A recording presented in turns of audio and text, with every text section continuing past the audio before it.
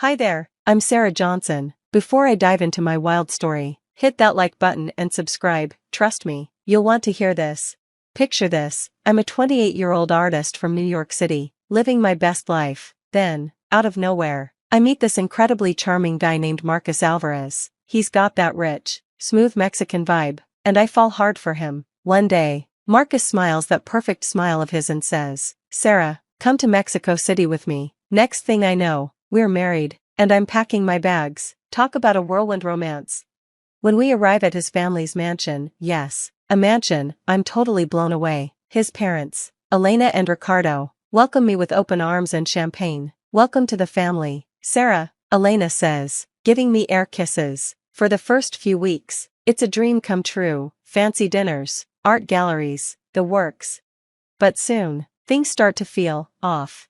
One day, I'm in the art studio Marcus set up for me, working on a new piece. When Elena walks in, she sighs and looks at my painting, saying, "Sarah, don't you think it's time to put away these little hobbies? A real Alvarez wife has more important things to focus on." I try to laugh it off, but it stings.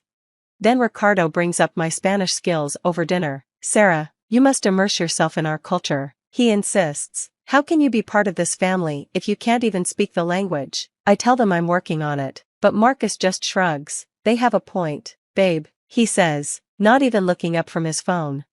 That night, I video call my best friend Emma in New York. I don't know what to do," I whisper, hiding in the bathroom. They're on my case about everything. Emma looks concerned. "Sarah, this sounds really controlling. Are you sure you're okay?" "It's just cultural differences," I say, but even I'm not sure. I just tell myself I need to adapt.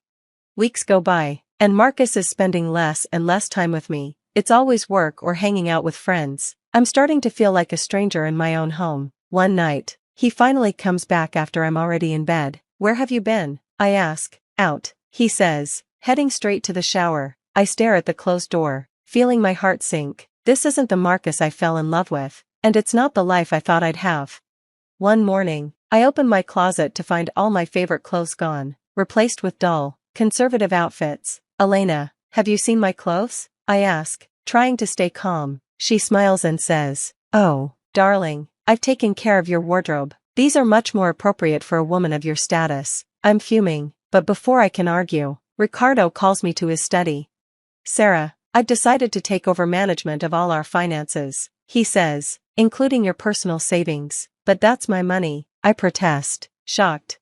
I earned that money before I even met Marcus." "Don't be difficult," Ricardo snaps. "This is how we do things in this family." When I try to talk to Marcus about it later, he just shrugs. They know best. "Sarah, stop being so ungrateful." I'm about to respond when a wave of nausea hits me, and I realize I'm late. A quick test confirms it. I'm pregnant. For a moment, I feel hopeful. Maybe this will bring Marcus and me closer, but that dream doesn't last long. As soon as I tell Marcus, he calls out, "Mama, Sarah's pregnant." Elena bursts in, all smiles, immediately making plans. "Oh, Mija, don't worry about a thing. I'll take care of everything." And she does. Before I know it, she's scheduling my appointments, deciding my diet, and even telling me when I can and can't leave the house. One day, I try to stand up for myself. "I wanted to go to that new prenatal yoga class," I say. "Nonsense," Elena dismisses. "You'll stay home where it's safe." I feel like I'm suffocating. One sleepless night, I go downstairs for some water and hear voices coming from Ricardo's study. "We need to make sure Sarah stays in Mexico permanently," Ricardo is saying. "Have you taken care of her passport?" My blood runs cold. I race upstairs and tear apart our room, searching for my passport. It's gone. The next morning, I confront Marcus. "Where's my passport?" I demand. He looks at me like I'm crazy. "What are you talking about? You probably misplaced it." "No, Marcus, I heard your parents talking about keeping me here permanently." "You're being paranoid, Sarah," he scoffs. "Maybe it's just pregnancy hormones." I feel like I'm losing my mind. That night, I managed to sneak a call to my friend Emma. I think I'm in trouble," I whisper. "They've taken my passport. I think they're trying to trap me here." "Sarah, you need to get out of there now," Emma urges. "This isn't normal. It's not safe." I know she's right, but I don't know how to escape. I start planning in secret. I sell a few pieces of jewelry Marcus gave me and hide the cash in a hollowed-out book. Each night, as I lie in bed listening to Marcus snore, I wonder, how did my fairy tale turn into such a nightmare, and how am I going to escape? As my belly grows, so does the feeling of being trapped. Elena even moves into the guest room next to ours, claiming she needs to be close to help me. But I know the truth, Elena is watching my every move. "Sarah, dear, you shouldn't be on your phone so much," she says one day, taking it right out of my hands. "It's causing you stress. I'll keep it safe for you." Just like that, my connection to Emma is gone, and I feel more alone than ever. Weeks pass, and I'm going stir-crazy. Then, one night, I come up with an idea. I start making gagging sounds in the bathroom. "Elena, I think I'm sick," I call out. She rushes in, looking worried. "Oh, pobrecita, let me get you some tea." As soon as she leaves, I sneak out. This is my chance to search the house. I slip into Ricardo's study, my heart pounding. That's when I see it, my passport, shredded into pieces in the trash. "No, no, no," I whisper, tears filling my eyes. As I search his desk, I uncover more documents, bank statements, offshore accounts, fake business deals. It's all here, proof of a massive fraud scheme. Dios mío, I gasp, realizing how deep this family's crimes go. I hear footsteps approaching, so I quickly snap photos of the documents with an old camera I'd hidden away. I barely make it back to the bathroom before Elena returns. That night, I lie awake, my mind racing. I have to get out now. Once everyone is asleep, I start preparing. I use my art supplies to braid a makeshift rope, my hands shaking as I tie it to the bedpost and open the window. "You can do this, Sarah," I tell myself, taking a deep breath. I begin to climb down, the cool night air hitting my face, but halfway down, I hear her. "Sarah, what are you doing?" Elena's voice calls out. In that moment, I make my choice. I let go. The fall knocks the wind out of me, but adrenaline kicks in, and I scramble to my feet, ignoring the pain. I run, faster than I've ever run before, her voice echoing behind me. "Sarah, come back here." I don't look back. I keep running until I spot a taxi. I wave it down, my heart pounding so hard I can barely speak. "U.S. Embassy," I gasp. "Please, hurry." The taxi speeds off into the night. I clutch the camera to my chest. It holds the key to my freedom and the Alvarez family's downfall. I still can't believe I just jumped from a second-story window to escape my in-laws. But as the U.S. Embassy comes into view, I know it was worth it. For the first time, I feel like I'm taking control of my life again. "Miss, we're here," the driver says. I take a deep breath, readying myself for what's to come. This is it, no turning back now. I burst into the embassy, out of breath and desperate. A security guard looks concerned, but I manage to say, "I need help, please." Within minutes, I'm sitting with an official, spilling out my story. When I show him the photos of the documents, his eyes widen. "Mrs. Johnson, this is very serious. We're going to get you home immediately." The next few hours blur by in a whirlwind of paperwork and phone calls. Before I know it, I'm on a plane back to New York, with FBI agents waiting to debrief me when I land. Emma is there at the airport, tears in her eyes as she hugs me tight. "You're safe now," she whispers. I move in with her, and slowly, I start to breathe again. The FBI is relentless, going through every detail I can remember about the Alvarez family's crimes. "Your testimony is crucial, Sarah," one agent tells me. "We've been trying to bring them down for years." Months pass, and I watch the news as Ricardo and Elena are indicted for fraud and tax evasion. Then, the twist comes, Marcus is implicated too. As my due date approaches, I file for sole custody of my baby. The court date is set for after the birth. I'm nervous, but my lawyer assures me, with Marcus's legal troubles, you're a sure win. Lily is born on a rainy Tuesday, perfect and screaming. As I hold her, I make a silent promise, you'll never know their toxicity. Baby girl. The custody hearing is brief and straightforward. Marcus doesn't even show up. The judge grants me sole custody without hesitation. Slowly, I start painting again. At first, it's just colors and shapes to quiet my mind, but soon I'm pouring my story out onto canvas after canvas. "Sarah, these are incredible," my old art professor says when he sees them. "Raw, powerful, you need to show these." Before I know it, I'm preparing for my first major gallery opening. The night of the show, I'm a bundle of nerves. "You've got this," Emma says, squeezing my hand. I stand beside my paintings, holding Lily on my hip. surrounded by friends, both old and new. Just then, my phone buzzes with a news alert: Alvarez family assets frozen. The headline reads, Marcus Alvarez arrested attempting to flee the country. I let out a breath I didn't realize I was holding. It's over, really over. I look around the gallery at my friends, my daughter, and my art, feeling a deep sense of peace wash over me. Yes, I jumped from a window to escape, but that leap led me here, to this moment, to this freedom. What do you think, Lily? I whisper to my daughter. Should we go say hi to everyone? She gurgles happily, and I laugh. We step forward together, ready to greet whatever comes next, because now, finally, my future is my own. The story of Sarah's escape from her controlling in-laws and her journey to reclaim her life has come to an end. Now I have a question for you. If you were in Sarah's shoes, would you have jumped from that window, knowing you were pregnant? Or would you have tried to find another way out? Think about the risks involved, not just to yourself, but to your unborn child. Was Sarah's decision justified, given the circumstances, or was it too dangerous? Share your thoughts in the comments below. I'd love to hear your perspective on this difficult situation. If you enjoyed this story and want to hear more like it, don't forget to hit that like button and subscribe to the channel. Your support helps us bring more compelling stories to light. Thanks for listening, and I'll see you in the next video. The air was filled with music and laughter, the perfect backdrop to what was supposed to be the happiest day of my life. My name is Linda, and I stood there in my white gown, feeling like a princess. But that feeling was shattered in an instant. Linda, dear, could you come here for a moment?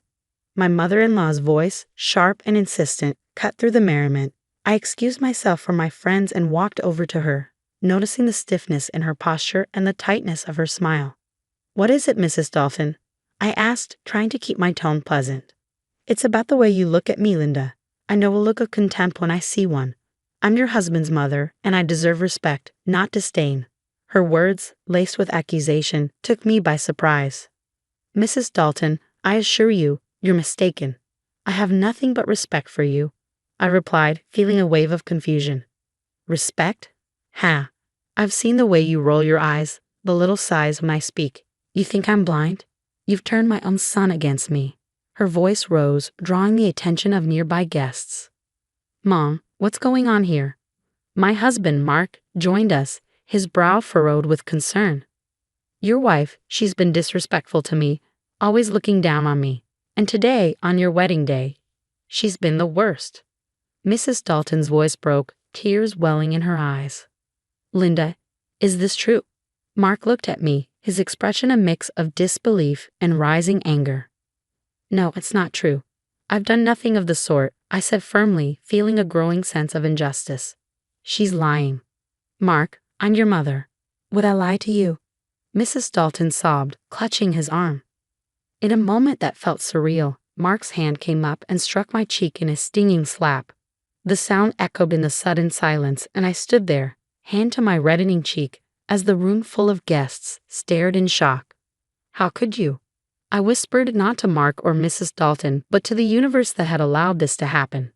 Linda, I didn't mean, Mark stammered, his anger giving way to confusion and regret. No, you show me exactly who you are, I said, my voice steady despite the turmoil inside me. Turning away from them, I addressed the crowd. I'm sorry you had to witness this. Please continue to enjoy the celebration. I need a moment alone. As I walked away, the whispers began, but I held my head high. This was not the end, but the beginning of something else. A plan started to form in my mind, a plan for justice. This humiliation would not go unanswered. In the privacy of the bridal suite, I allowed myself a moment of vulnerability, letting the tears fall. But they weren't just tears of pain. They were tears of determination. I would not be a victim. I would be a victor. After the wedding incident, I knew I had to take action. The first step was to gather undeniable evidence. I reached out to a private investigator, Mr. Grayson, known for his discretion and effectiveness. Mr. Grayson, I need your help. My husband Mark and his mother have been, let's say, less than kind. Understood, Linda. What exactly are we looking for? I need evidence of their behavior, anything that shows a pattern of emotional, financial, or legal abuse.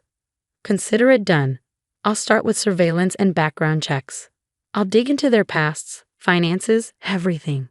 Armed with my mission, I began recording my conversations with Mark and his mother, every phone call, every encounter. I needed all the evidence I could get. In the midst of this, I found solace in my friend Sarah. Sarah, I don't know how I'd get through this without you. You don't have to, Linda. I'm here for you always. So what's the plan? I'm collecting evidence. Mr. Grayson is helping too. I want to expose them for who they truly are. Be careful, Linda. They won't see this coming and they'll be furious. I know, but I couldn't let them get away with it. As weeks passed, the evidence started piling up. Calls where Mark's tone was aggressive and demeaning, financial records revealing his mother's tight grip on his assets, and questionable transactions hinting at fraud. One evening, Sarah and I sat down to review the findings. Look at this, Sarah. These bank statements. They're moving large sums of money. But to where? And these emails. They're planning something, but what? We need to connect the dots. This is more than just emotional abuse. It's a web of lies and manipulation. Linda, we're onto something big here, Sarah said, her eyes wide with realization. The more I delved into the evidence, the clearer the picture became. Mark and his mother weren't just toxic. They were involved in deeply unethical, possibly illegal activities. Sarah, I think they're embezzling funds from Mark's company. These documents, they're incriminating. Linda, this is serious. You need to be cautious.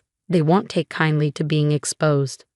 I know, but I can't back down, not now. The evidence was overwhelming, not just of their cruelty, but of their criminality. It was time to make a plan to bring them to justice and reclaim my life.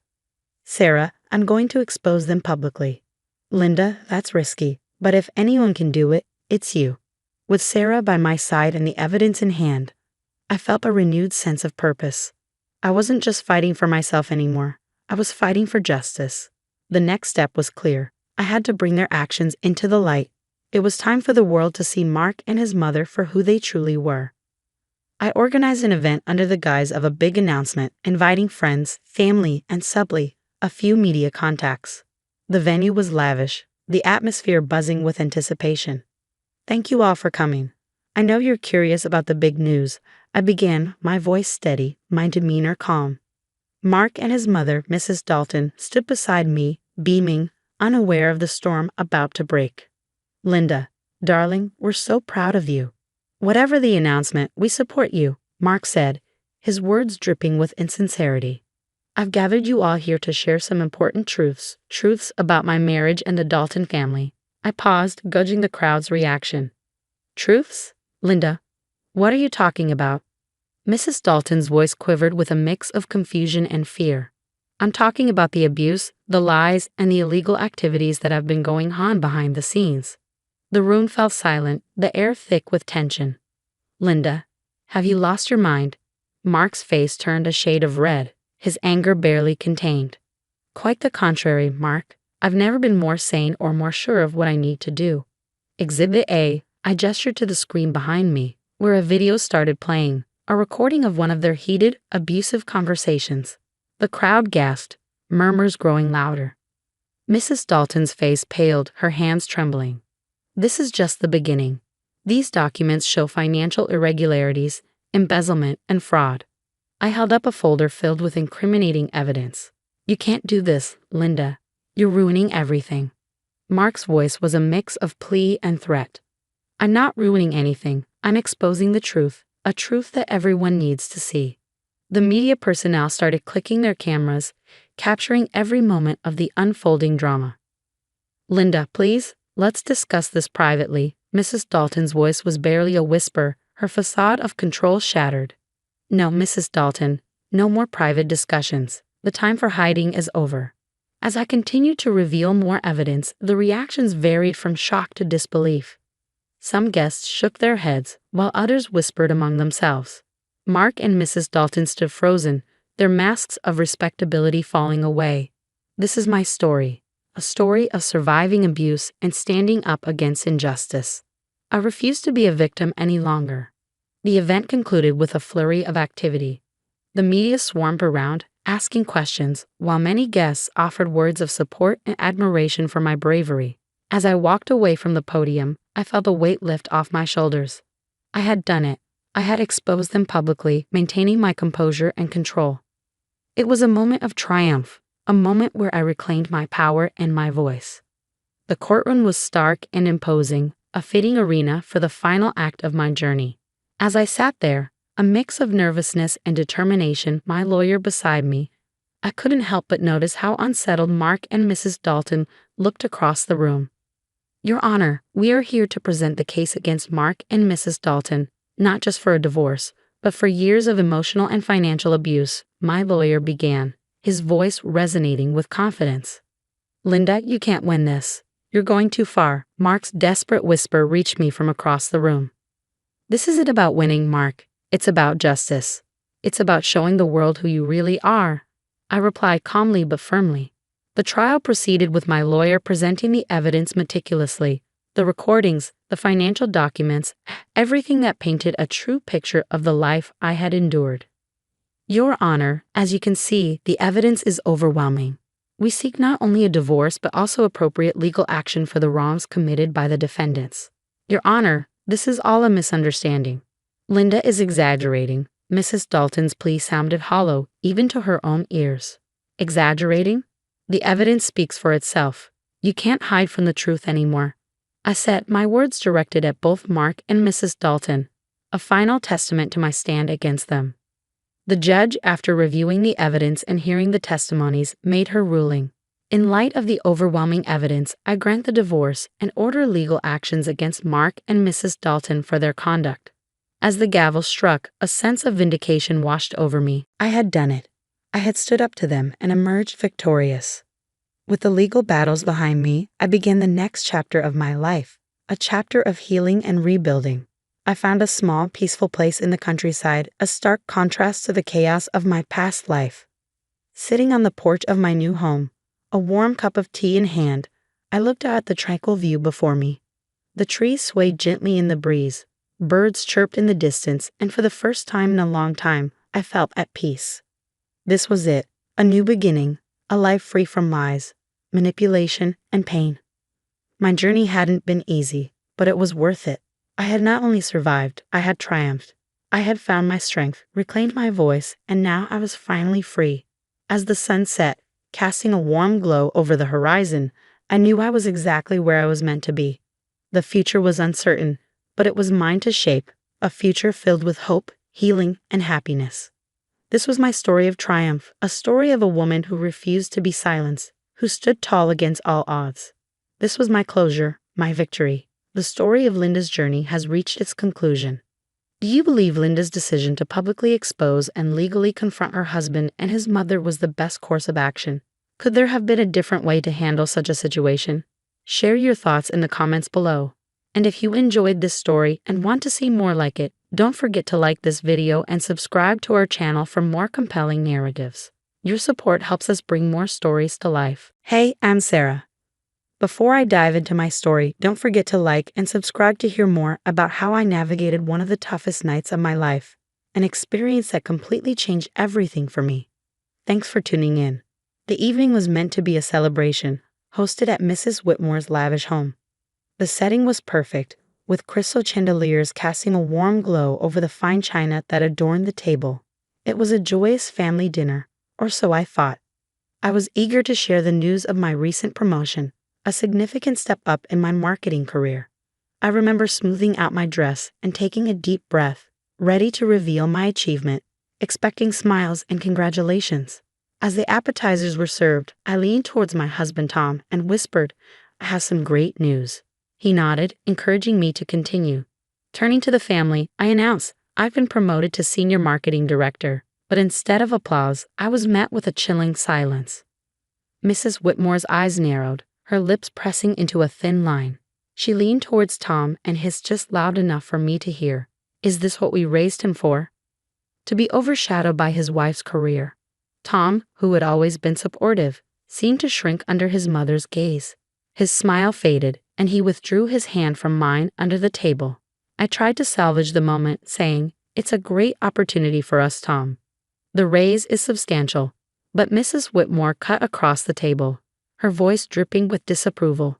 "What about starting a family, Sarah? Do you think money can replace the joy of children?" Tom joined in, his tone suddenly cold. "Yeah, Sarah, when are you planning to settle down a bit?" This career isn't everything. I felt a sting, not just from his words, but from the betrayal in his voice. I thought you were proud of me, I responded, my voice trembling. The main course was served, and the conversation shifted to other topics. But the tension simmered, much like the pot roast on our plates. Tom's demeanor grew increasingly hostile, mirroring his mother's disapproving frowns. Dessert had just been placed on the table when Tom abruptly stood, throwing his napkin down. You should know your place, Sarah. You're my wife, not my competitor. His voice boomed through the dining room. I stood up, my heart pounding. Being your wife doesn't mean I have to give up on my dreams, Tom. I deserve respect, not this. Then, in a flash that still plays out in my nightmares, Tom raised his hand and struck me across the face. The sound echoed, a sharp crack that silenced the room. I stood frozen, hand to my cheek, as pain spread and every pair of eyes at the table stared in stunned silence. Without a word, I turned, my chair scraping loudly against the hardwood floor. I walked steadily to the foyer, my mind racing. The echo of my heels on the marble floor marked the drumbeat of my escape. I grabbed my purse, not bothering to look back, and stepped out into the cool night air. The door closed behind me with a soft click, signifying the end of one chapter and the terrifying start of another. At that moment, I knew my marriage was over.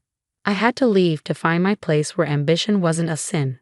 I needed to breathe, to find myself again after being lost in someone else's shadow. As I drove away, the house shrinking in my rearview mirror, I felt a mix of fear and relief. I was alone, truly alone, but for the first time in a long time, I felt a spark of something fierce and bright, freedom. It was the beginning of a new journey, and I was ready to see where it would lead me. Waking up in my small sunlit apartment the next morning felt like the first day of a new life. The events of the previous night seemed both distant and painfully fresh. My phone buzzed continuously with messages of concern and confusion from friends who had heard whispers of the incident. I ignored them, focusing on what needed to be done. The first thing I did was call a recommended divorce attorney.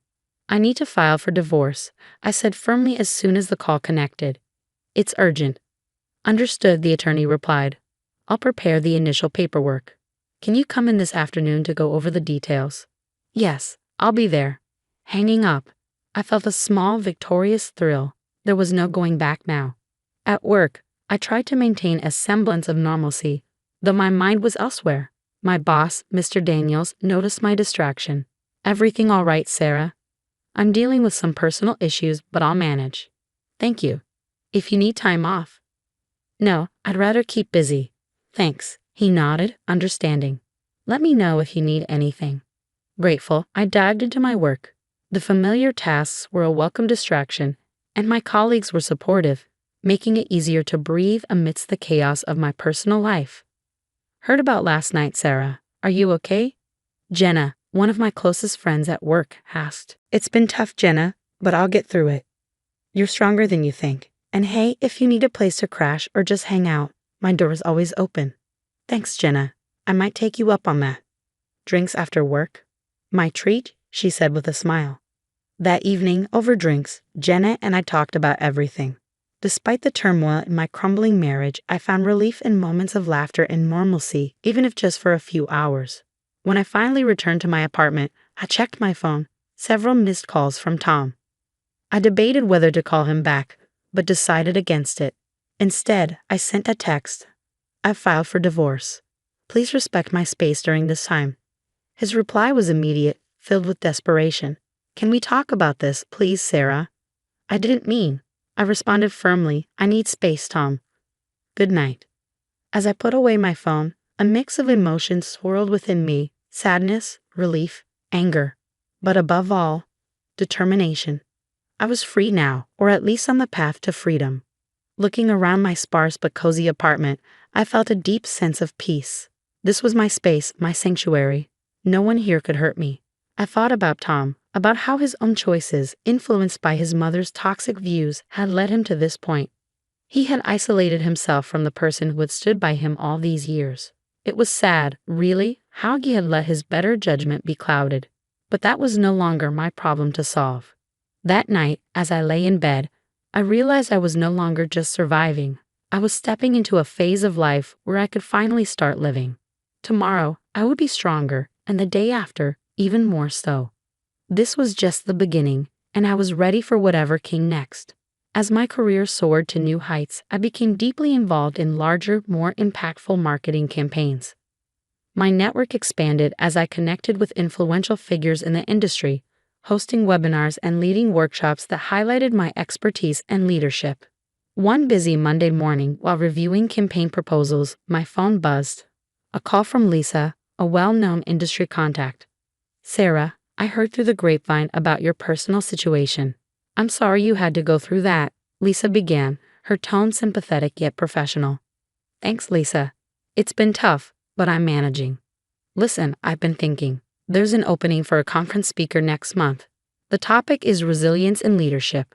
I believe your experience, both professional and personal, would really resonate. What do you think?" The offer took me by surprise, but it was an opportunity I couldn't pass up. "I'd be honored, Lisa. Thank you." As my reputation grew, so did the whispers about Tom's behavior. It wasn't long before these murmurs reached the ears of those who once respected him. During a routine industry meetup, I overheard snippets of conversations about Tom. "He's looking for work again," one executive muttered to another. "After what he did to Sarah, who would hire him?" The other replied, shaking his head. Meanwhile, Tom struggled in his professional world, a stark contrast to my thriving career. He tried to reach out several times, attempting to repair his tarnished image. One afternoon, I received a text from him. "Can we meet? I need your help." Against my better judgment, I agreed to a brief coffee meetup. "Sarah, I'm sorry. I was wrong," Tom started, his voice low. "I've lost so much. I can't find work anywhere. It's like all the doors are closed." "I'm not in a position to rewrite the past, Tom. You made certain choices, and now you're facing the consequences. But you could help me. Talk to people. Tell them I've changed. The professional community talks, Tom. They know what happened. It's not just my story anymore. It's about the choices you made." Leaving the cafe, I felt a mixture of pity and resolve. Tom was learning a hard lesson about respect and consequences, one he had brought upon himself. Back at work, I dove into my projects with renewed vigor, determined to use my experiences to empower others. It was a bittersweet realization that sometimes personal trials could lead to professional triumphs. But as I looked ahead to new projects and opportunities, I knew I had made the right choices for myself, forging a path that was true to my values and my vision for the future. With the finalization of my divorce, it felt like I could finally exhale after holding my breath for so long. This new chapter wasn't just about moving on. It was about taking everything I'd learned and using it to fuel my future. At work, my role expanded beyond my day-to-day responsibilities.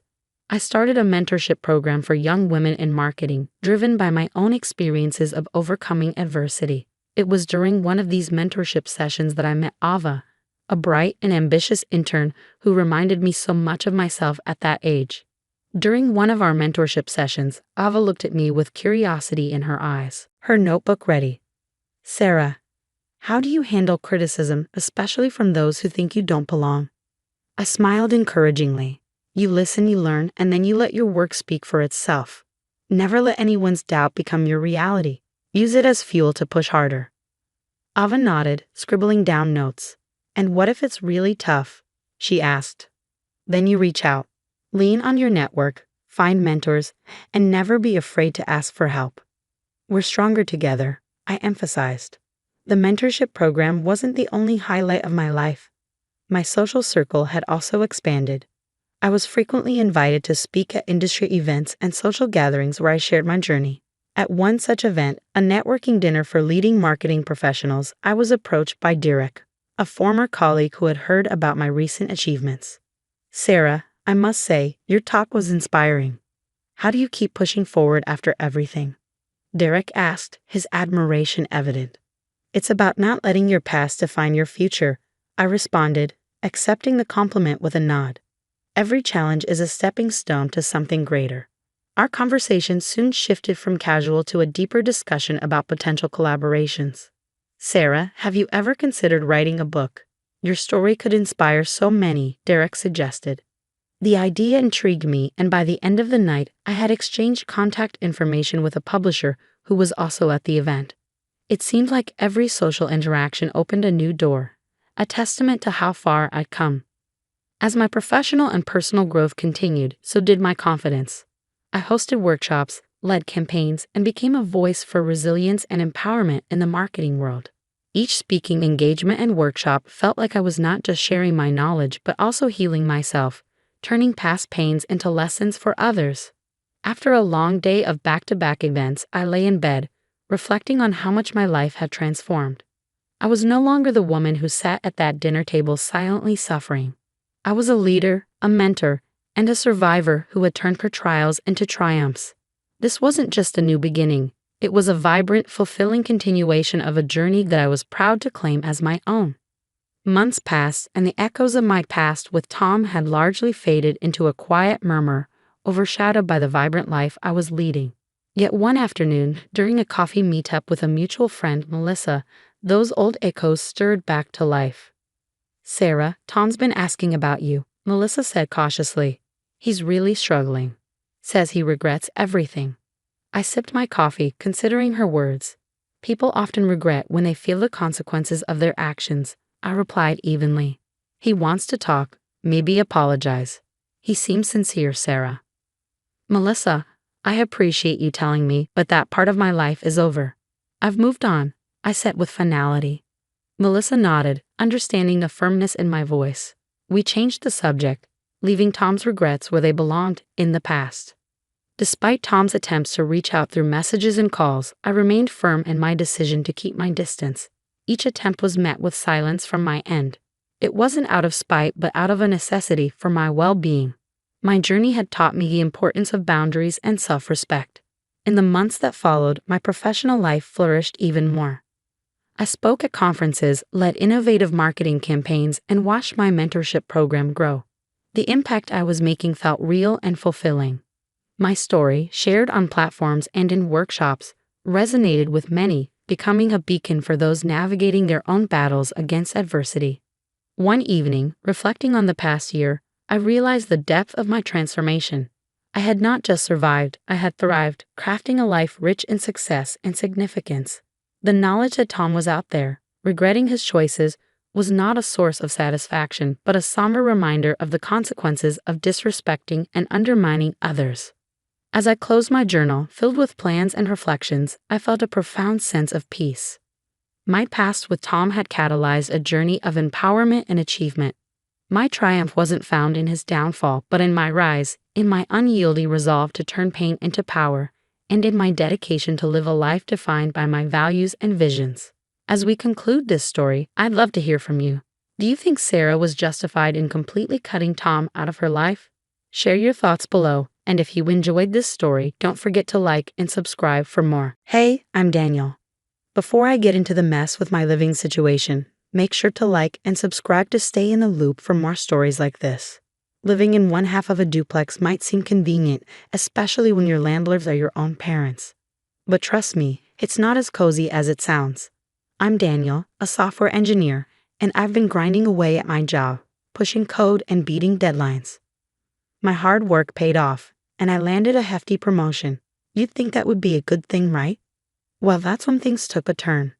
On the other side of the duplex lives my sister Lucy, sweet enough, but she hasn't held a job in, well, forever. And yet, she stays rent-free, no questions asked. The day I got my promotion, I was still buzzing from the news when I had dinner at my parents' place.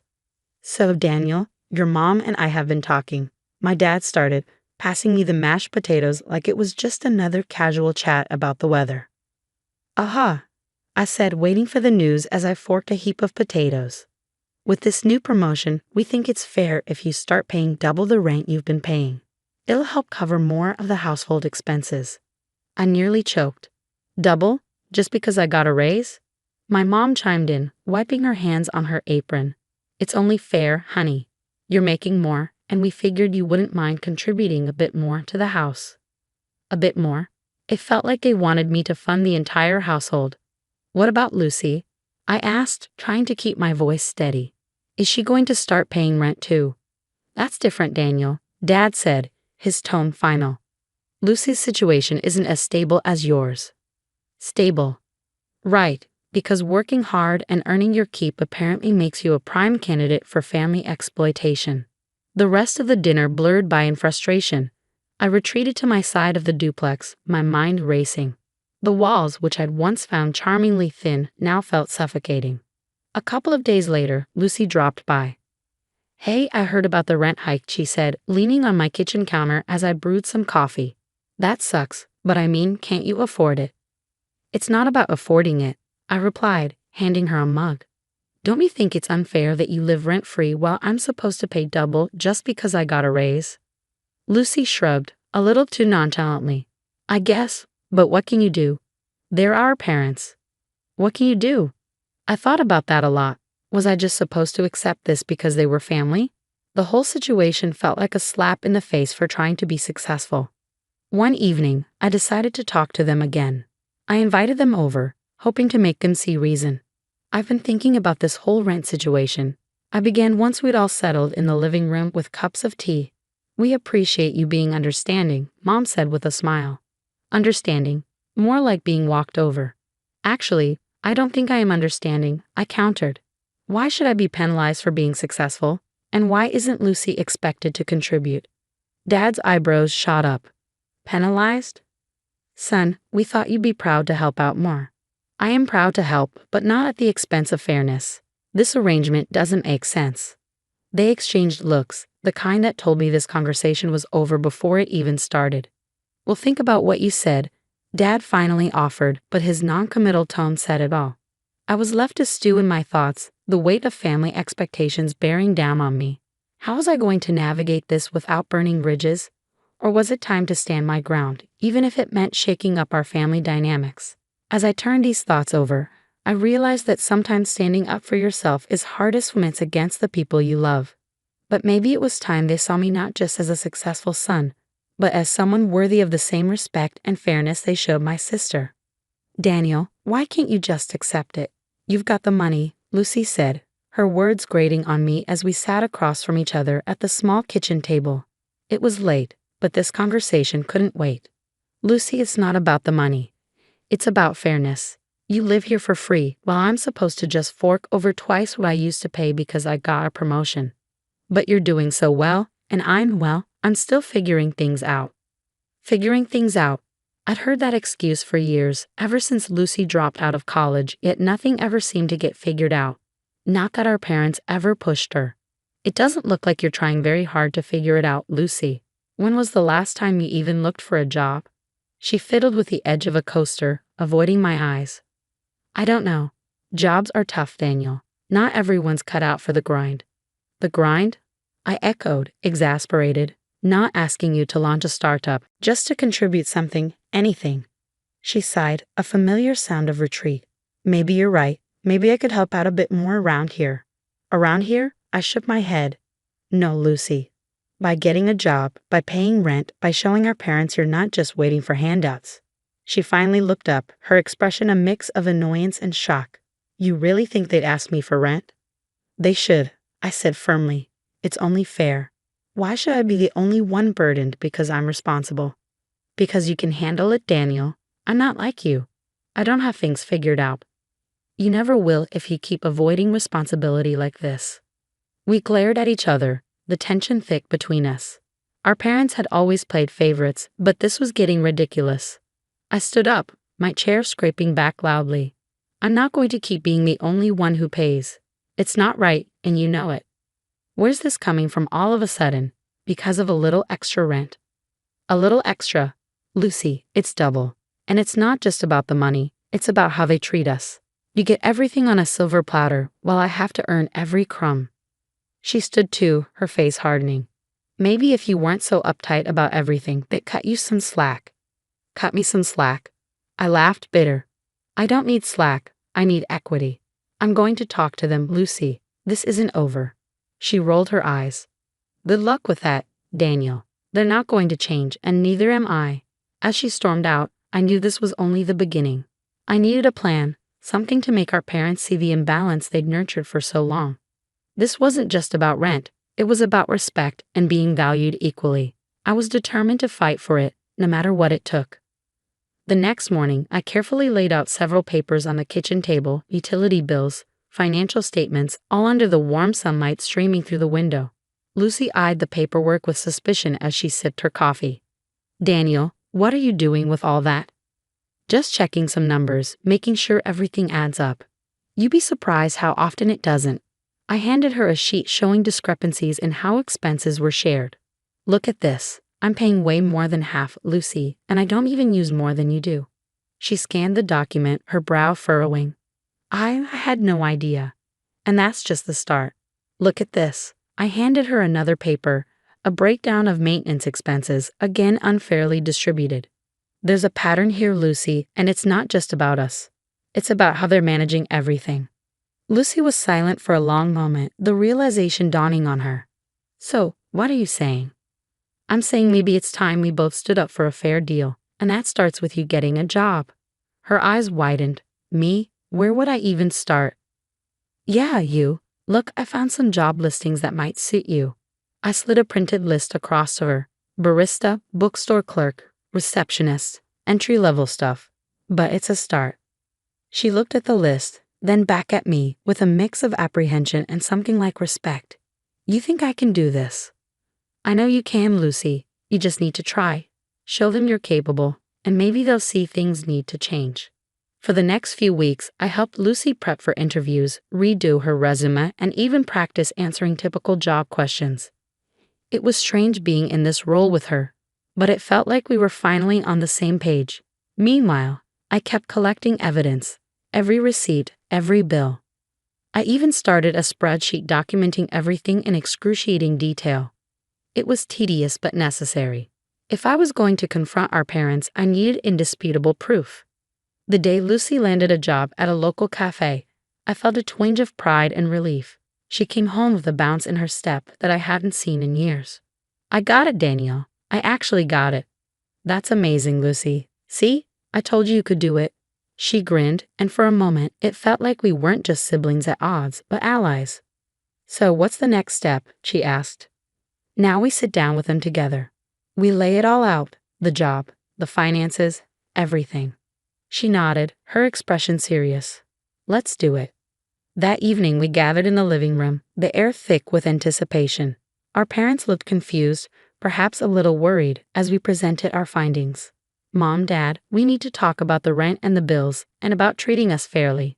I laid out the papers, each one a silent testament to the skewed balance that had governed our lives for too long.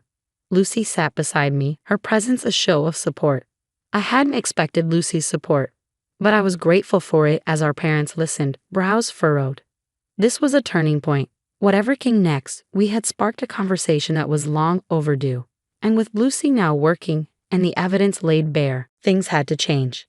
The living room felt more like a boardroom as I laid out the last of my documents on the coffee table. Beside me, Lucy shifted nervously in her chair, her hands clasped tightly in her lap. Across from us, Mom and Dad looked on, a mix of curiosity and concern etched into their faces. Mom, Dad, we've brought you here because we need to address something important, the way things have been handled financially in this house. I began pointing to the spreadsheets and bills spread out before them. Here, you can see a detailed record of the past year's expenses. Notice the disparity in how utilities and maintenance costs have been divided. As they leaned in to examine the documents, I continued, Lucy and I have had very different financial responsibilities in this house, despite occupying similar spaces. And with my recent promotion, the increase in rent I've been asked to pay isn't justifiable, especially now that Lucy is also employed. Lucy chimed in, her voice steadier than I expected. I've got a job now, and I'm ready to start contributing financially. It's only fair that we reassess how we handle expenses around here. Mom's eyes flicked between the papers and us, a frown forming. We didn't realize the impact this was having on you, Daniel. Dad nodded, taking a deep breath. We thought we were doing what was best for the family. Lucy needed support, and Daniel, you were in a position to help. That's true, I acknowledge, but supporting family shouldn't come at the expense of fairness. The burden has been disproportionately on me, and now that Lucy is capable, it's time we even things out. I then laid out a new proposal, a split that considered both our incomes and was proportional to our usage of resources in the duplex. This way, we all contribute our fair share. It's transparent, it's equitable, and it reflects our current financial situations. The room was silent for a moment as our parents absorbed the information. Then Dad spoke up, "You're right. We let our concern for Lucy cloud our judgment. It wasn't fair to you, Daniel." Mom reached across the table, her hand touching mine. "We're sorry, honey. We just wanted to make sure Lucy was okay. But we see now that we weren't being fair to you." I squeezed her hand, feeling a weight lift from my shoulders. "Thanks, Mom. I appreciate that. All I want is for us to feel like we're all being treated equally." Lucy added, "And I'm going to make sure I pull my weight. It's time I step up and show that I can handle more responsibility." "We'll implement these changes immediately," Dad declared, looking at the proposed numbers. "And going forward, let's keep this dialogue open. If there's an issue, we talk about it as a family." The meeting ended with a sense of closure and a plan for moving forward that we all agreed on. As we tidied up the papers, Lucy leaned over and whispered, "Thanks for pushing for this, Daniel. It feels good to be part of the team." It was more than just about money, it was about respect and recognition within our family. As we walked back to our respective sides of the duplex, I felt a genuine hope that things between us, between all of us, were finally on the right track. The fairness of the situation had been restored, and with it the balance within our family began to mend. The story of Daniel and Lucy has just wrapped up, highlighting how important fairness and communication are within a family. Now I want to hear from you. Have you ever felt unfairly treated by your family because of financial issues? How did you handle it, and what was the outcome? Please share your thoughts and experiences in the comments below. It's a great way to connect and learn from each other's stories. And if you enjoyed this video, don't forget to hit that like button and subscribe to the channel for more thought-provoking content like this. Your support helps keep these stories coming. Hey, I'm Mike, a 34-year-old soon-to-be father. Before we dive into today's story, please take a moment to like and subscribe for more tales from our life. Alright, let's get started. Tonight was supposed to be a fun one, our monthly family game night. Emma and I have been hosting these ever since we moved into our new place. It's our way of staying connected with everyone, especially now that Emma is 8 months pregnant and we're preparing for our first child. She was in the kitchen, arranging snacks on platters, her belly prominent and her smile bright whenever she caught my eye. I was busy blowing up balloons and stringing lights around the living room, trying to make the place look festive. "Need any help with that?"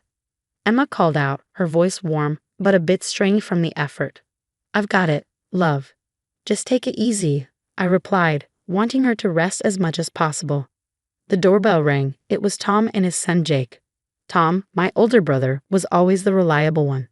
Tonight, he carried a couple of pizzas and wore a gentle grin. Jake, on the other hand, trailed behind him, a soccer ball under his arm and already looking for trouble. At 15, Jake had grown tall and lanky, a stark contrast to his father's stocky build.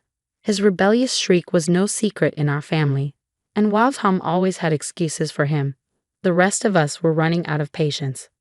"Mike, Emma, how are you two holding up?" Tom greeted us, setting the pizzas on the table.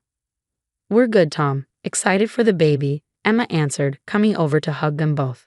Jake mumbled a hello, his eyes darting around, probably plotting where he could kick his soccer ball. "Jake, remember what we talked about, no soccer ball in the house," Tom reminded him, but Jake just shrugged, a smirk playing on his lips. As the evening wore on, the living room buzzed with laughter and playful competition. We were in the middle of a charades game, and Aunt Lisa was up, flailing her arms around trying to act out her movie title. Everyone was throwing out guesses, the atmosphere light and cheerful, a stark contrast to the tension simmering just below the surface. "Is it Jaws?" Emma called out, laughing as Lisa exaggerated a shark's bite.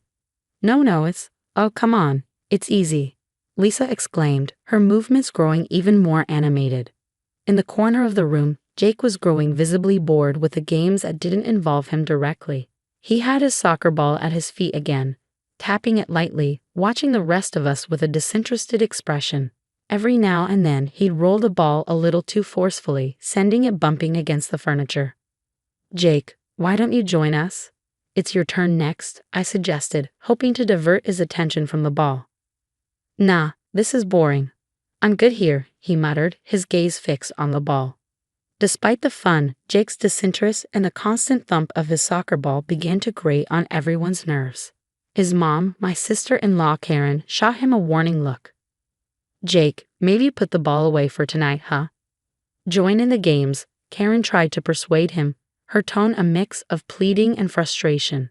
Just a few more minutes, Jake replied, barely glancing up. As the game of charades wrapped up, Jake started showing off, doing more daring soccer tricks. He juggled the ball with his knees, then flicked it up over his head, catching it on his neck and rolling it down his back. It was impressive, sure, but completely out of place. The ball narrowly missed a photo frame on a side table, causing Emma to flinch. Jake, seriously, stop. It's not safe. I warned again, my patience wearing thin. Just relax, Uncle Mike. I'm in control, he retorted, his tone defiant. The tension escalated as Jake continued, each trick seeming to push the boundaries further. He seemed to thrive on the attention, even if it was disapproving. The family's reactions were a mix of admiration for his skill and concern for the potential disaster brewing. Jake, that's enough. Tom finally stepped in, his voice stern. You're going to break something or hurt someone. Jake paused, the ball at his feet, and looked around at the concerned faces staring back at him. For a moment, it seemed like he might comply, but then, with a defiant smirk, he set the ball up for another trick. That's it. Game over, Tom declared, moving toward Jake to take the ball away. But Jake wasn't having it. He dodged his father, kicked the ball up high, and prepared for his next trick, a direct kick that would have far-reaching consequences. As the ball soared, everyone's attention was riveted on its path, a mixture of awe and horror at the audacity and the potential danger it posed. The tension in the room peaked as Jake lined up for what looked like a grand finale with his soccer tricks. Despite repeated warnings, his smirk remained undeterred, his eyes glinting with the thrill of the challenge. I stood, feeling a protective surge as I watched him angle his body, the soccer ball positioned perilously. Just stop, Jake. Emma's voice was sharp, tinged with fear, as she clutched her belly protectively. Ignoring her plea, Jake swung his leg with precision and power, sending the ball hurtling across the room. Time seemed to slow as I watched the ball's trajectory heading straight for Emma. Her eyes widened, her hands instinctively moving to shield her stomach. My heart lodged in my throat, panic flooding my veins. In a blur of motion, Tom sprang forward with an agility I hadn't known he possessed. His hand met the ball midair, just inches from Emma. The force of a block redirected the ball sharply, sending it smashing right back toward Jake. The ball struck him squarely in the face, a sickening thud echoing through the now stunned room. Jake staggered back, his hands flying up to his nose, which was quickly reddening with blood. His look of shock mirrored the collective gasp that filled the room. The triumphant smirk he wore seconds ago vanished, replaced by pain and confusion. The silence that followed was deafening. Emma, still seated, was shaking, her breaths shallow and quick. I rushed to her side, kneeling in front of her, my hands on her knees. Are you okay? Did it hit you? My voice was frantic, searching her for any sign of distress. I think I'm okay, Emma stammered, her hands still over her belly, her eyes meeting mine with tearful relief. Tom was at Jake's side in an instant, assessing his son's injury, while shooting apologetic looks our way. I'm so sorry, everyone. This is unacceptable. Tom's voice broke with a mix of anger and disappointment. I'm okay, Dad. It just hurts, Jake mumbled through his hands, his voice muffled by the swelling. Aunt Lisa and Karen rushed over with ice and a first aid kit, tending to Jake's bleeding nose. The concern for Emma and the shock over the incident melded into a palpable tension that filled the space with unease. Tom, now holding a cold compress to Jake's nose, looked up, his expression grave. This isn't over. We're going to talk about this at home. Seriously talk, he stated, his gaze stern on Jake, who nodded, wincing. The remainder of what was supposed to be a joyous family gathering shifted dramatically. Conversations were hushed, the laughter gone, replaced by worried whispers and shaken heads. The games were forgotten, everyone's focus now on ensuring Emma was truly unharmed and reflecting on the recklessness that could have marred more than just the evening. As the family eventually started to disperse, the gravity of what could have been a disastrous outcome weighed heavily on us all.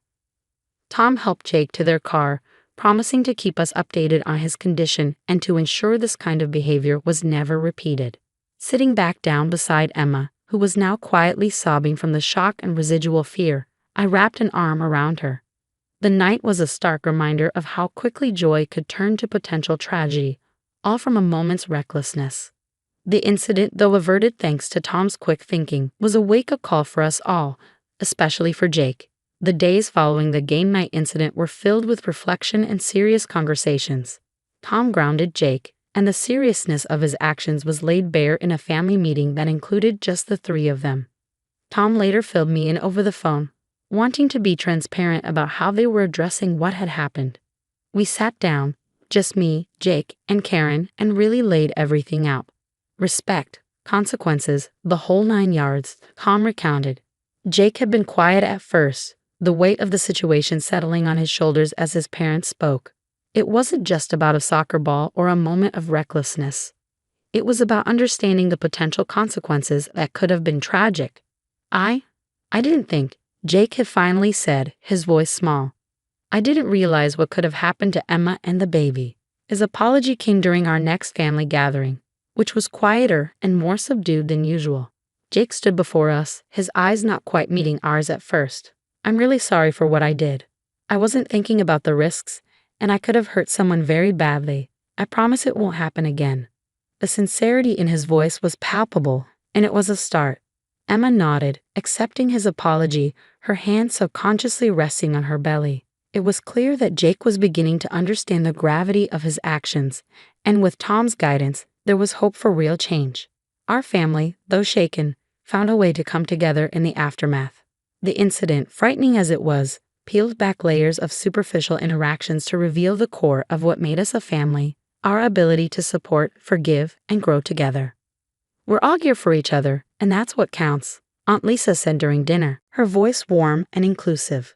It was a sentiment echoed by everyone around the table, a shared commitment to nurture and look out for one another, especially with a new member on the way.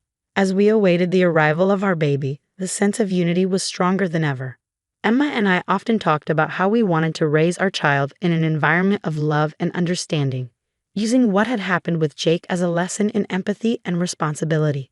The final weeks before the baby's arrival were filled with preparations and anticipation. Our home, once the scene of a near disaster, now buzzed with positive energy and the promise of new beginnings. Emma decorated the nursery, and I put together the crib, each stroke of the paintbrush and turn of the screwdriver solidifying our readiness to welcome our child into the world. Looking back on that night, it was a stark reminder of how quickly things could change, but also of how deep our family's roots ran. We had been tested, surely, but in the end, we emerged closer and more connected than before. As I wrap up this story, with the nursery ready and the house quiet, I think about the future, about the lessons we'll pass on to our child. The importance of thinking before acting, of respecting others, and of the strength of family bonds. These aren't just lessons for Jake, they're for all of us, a reminder of what truly matters in life. That wraps up our story, but it leaves us with a pressing question to ponder. Should teenagers like Jake be held to adult standards of accountability when their actions lead to dangerous outcomes, or should their age and maturity level factor into how they are disciplined? Share your thoughts and experiences in the comments below. If you enjoyed this story and the discussion it sparked, please like the video and consider subscribing to our channel for more engaging content like this.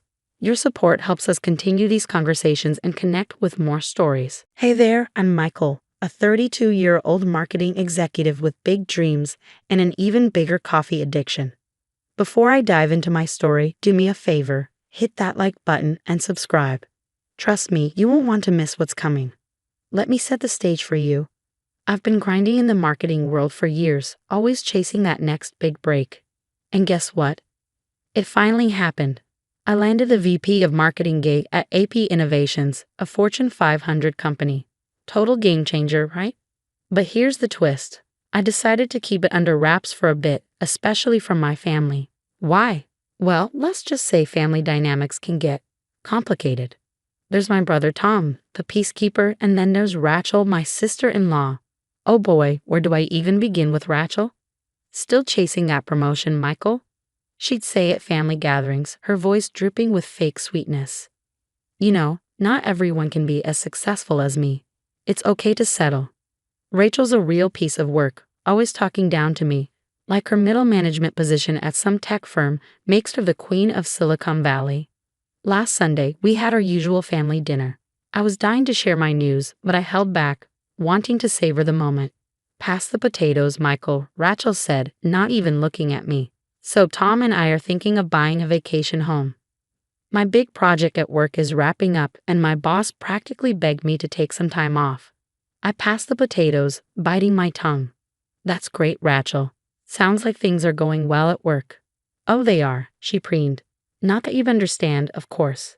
Still stuck in that entry-level position, aren't you?" I saw Tom wince, but Rachel was on a roll. "I'm just saying, Michael, maybe it's time to consider a career change. Not everyone's cut out for the corporate world." I took a deep breath, reminding myself of the sweet karma heading her way. "Thanks for the advice, Rachel. I'll keep that in mind." "You should," she nodded, oblivious to the sarcasm. "You know I could put in a good word for you at my company. We always need people in the mailroom." The table fell silent. Even my parents looked uncomfortable. "That's thoughtful of you," I managed, stabbing a piece of broccoli with more force than necessary. As dinner dragged on, Rachel dominated the conversation with tales of her work triumphs and thinly veiled jabs at my career. All the while, I sat there, the secret of my new position burning a hole in my pocket. Later, as I helped Mom with the dishes, she gave me a sympathetic look. "Don't let Rachel get to you, honey. Your time will come." If only she knew. I smiled, thinking about my first day at Apex tomorrow. "Thanks, Mom. I have a feeling things are about to change." As I drove home that night, I couldn't help but grin. Rachel had no idea what was coming. Sometimes the best revenge is served cold, or in this case, with a piping hot cup of karma. Monday morning rolled around, and man, was I pumped. I picked out my best suit, a sleek charcoal gray number that cost more than my first car. Polished shoes, crisp white shirt, power tie. I looked like $1,000,000 and felt like it too. I strolled into the Apex Innovation lobby at 7:30 a.m. sharp, wanting to get a feel for the place before the day officially started. The security guard nodded at me, clearly not realizing I was the new big shot. "ID, please," he said, bored. I flashed my temporary badge. "Michael Thompson, new VP of Marketing." His eyes widened. "Oh, welcome aboard, sir. Let me just..." But before he could finish, a whirlwind of designer perfume and clattering heels burst through the revolving door. I'm late. I turned and time seemed to slow down. There was Rachel, hair flying, clutching a massive cup of coffee and a stack of folders. Our eyes met for a split second, and I saw the panic on her face as she realized she was about to crash into someone. Wham! Hot coffee exploded all over my chest and arms. The folders went flying, papers scattering across the polished floor. "Oh, for crying out loud," Rachel screeched, not even looking at me. "Watch where you're going, you idiot." I stood there, dripping and stunned. "Excuse me?" Rachel finally looked up, her face a mask of irritation. She looked at me like I was a stranger in my sharp suit, fresh haircut, and clean-shaven face. "Are you deaf?" she snapped, her tone sharp. I said, "Watch where you're going. Do you have any idea how important this meeting is?" And now look at me. I glanced at her outfit. Of course, not a drop of coffee had touched her. "I think I got the worst of it," I replied, gesturing to my ruined suit. Rachel rolled her eyes. "Oh, please. Like you can't just grab another off-the-rack suit from some discount store. This blouse is designer." My jaw clenched. Same old Rachel, always looking down on everyone. "I'm so sorry," I said, my voice dripping with sarcasm. "How can I ever make it up to you? Should I fetch you another coffee? Shine your shoes, perhaps?" Rachel's eyes narrowed. "Listen here, you, Miss Clark." A voice rang out across the lobby. "The meeting's about to start." Rachel's head whipped around. "Coming." She turned back to me, jabbing a finger into my chest. "This isn't over. I'll be reporting this to HR." As she stormed off, I called after her, looking forward to it. The security guard approached, looking mortified. "Mr. Thompson, I am so sorry. Let me call someone to help you clean up." I waved him off. "It's fine. I've got a spare shirt in my car. Just point me to the nearest bathroom." As I cleaned myself up in the men's room, my mind was reeling. Rachel worked here at Apex. How had I not known this? I looked at myself in the mirror, coffee stains spreading across my expensive suit. This was not how I imagined starting my first day. But then a slow smile spread across my face. Rachel had no idea who I was.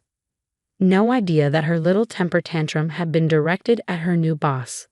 Oh, this was going to be interesting. I straightened my tie, took a deep breath, and headed out to face my first day as VP of Marketing. Rachel wanted to play hardball. Game on, sister-in-law, game on.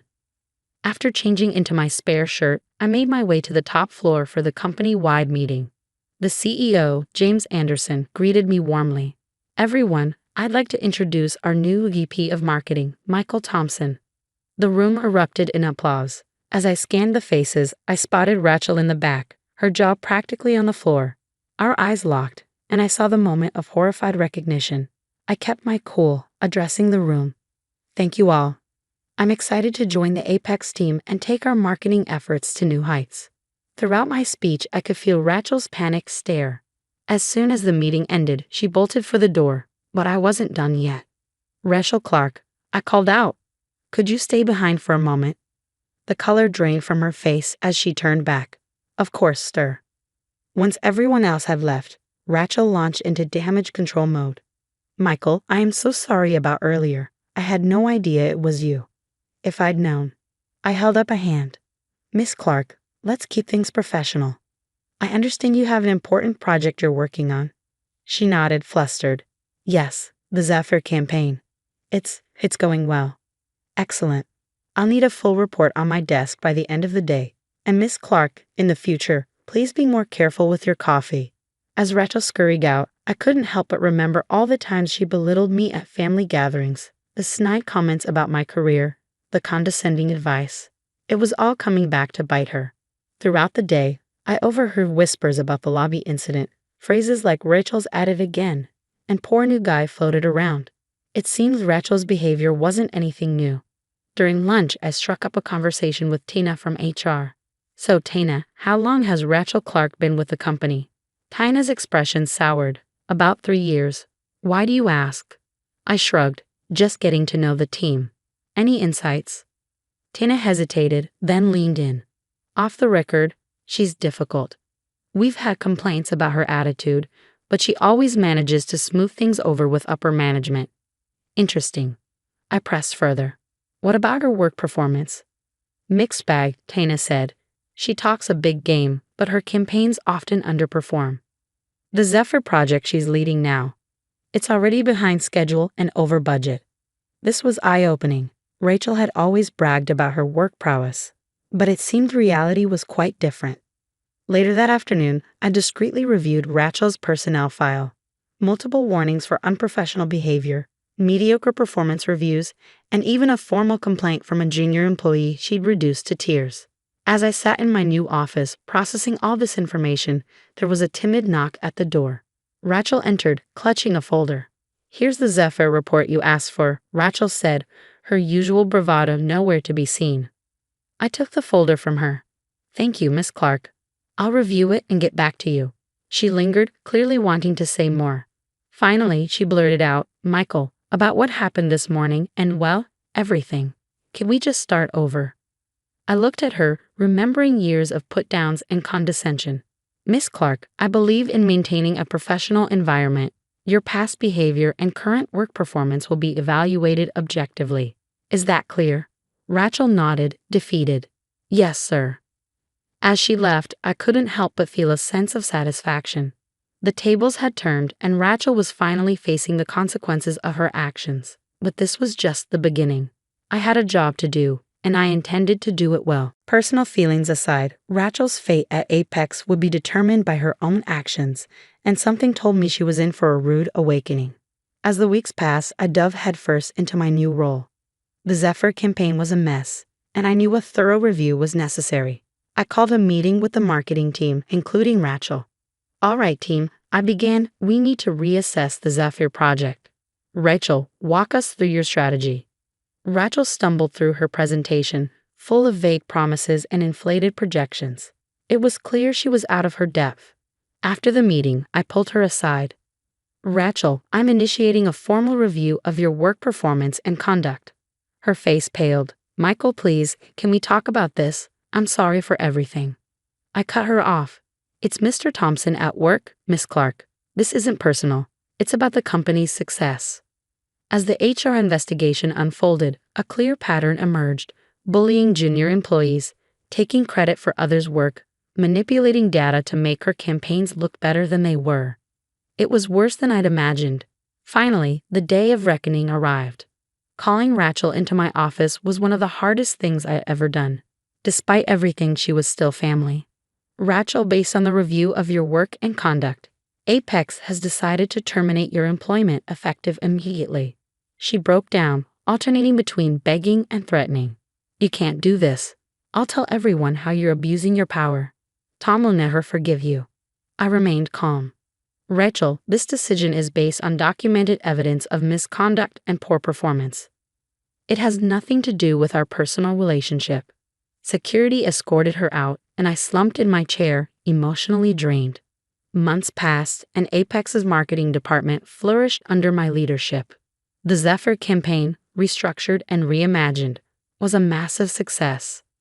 As for Rachel, last I heard, she was struggling to find work, her reputation in tatters. Tom and she were in counseling, trying to salvage their marriage. Sitting in my office, looking out over the city, I couldn't help but smile. Life had a funny way of balancing the scales. I faced adversity, stood my ground, and come out stronger. And in the end, that was the sweetest victory of all. The story of Michael and Rachel has come to an end. Now I have a question for you. If you were in Michael's position, would you have fired Rachel or given her another chance despite her history of misconduct? How would you balance professional responsibilities with family ties in such a situation? Share your thoughts in the comments below. Your perspective could spark an interesting discussion about workplace ethics and family dynamics. If you enjoyed this story and want more content like this, don't forget to hit that like button and subscribe to our channel. Your support helps us create more engaging stories that explore complex human situations. Thanks for watching, and we look forward to hearing your views. Hello, I'm Michael. Before I continue, please like and subscribe. I'm a 16-year-old high school student from a small town in Ohio. My life took an unexpected turn last year when my mom remarried. At first, I was cautiously optimistic about having a stepfather. Maybe it would be nice to have a male role model around. But I was wrong. My new stepfather, Richard, seemed okay initially. He'd take us out for ice cream and ask about my day at school. But it didn't take long for things to change. I started noticing how he'd subtly criticize me to my mom when he thought I couldn't hear. He'd say things like, "Don't you think Michael's been spending too much time with his friends? Maybe we should limit his social activities." One day, I overheard him talking to my mom in the kitchen. "I'm just worried about Michael's grades. Maybe we should consider some stricter rules about his study habits." The thing is, my grades were fine. I was a solid B student, but Richard made it sound like I was failing everything. I tried to talk to my mom about it, but she just brushed it off. "Richard's just trying to help, sweetie. He cares about your future." Things got worse when Richard offered me a part-time job at his company. I was excited at first. It seemed like a great opportunity to earn some money and gain work experience. Plus, I thought it might help us bond.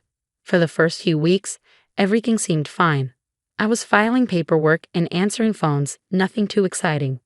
But it was a job. Then one day, Richard called me into his office. "Michael, we need to talk about your performance," he said, his face serious. I was confused. Is something wrong? I thought I was doing okay. Richard shook his head. "I'm afraid not. There have been some serious issues with your work. I'm going to have to let you go." I was stunned. "What issues?" No one said anything to me about problems with my work. "Well, that's part of the problem, isn't it?"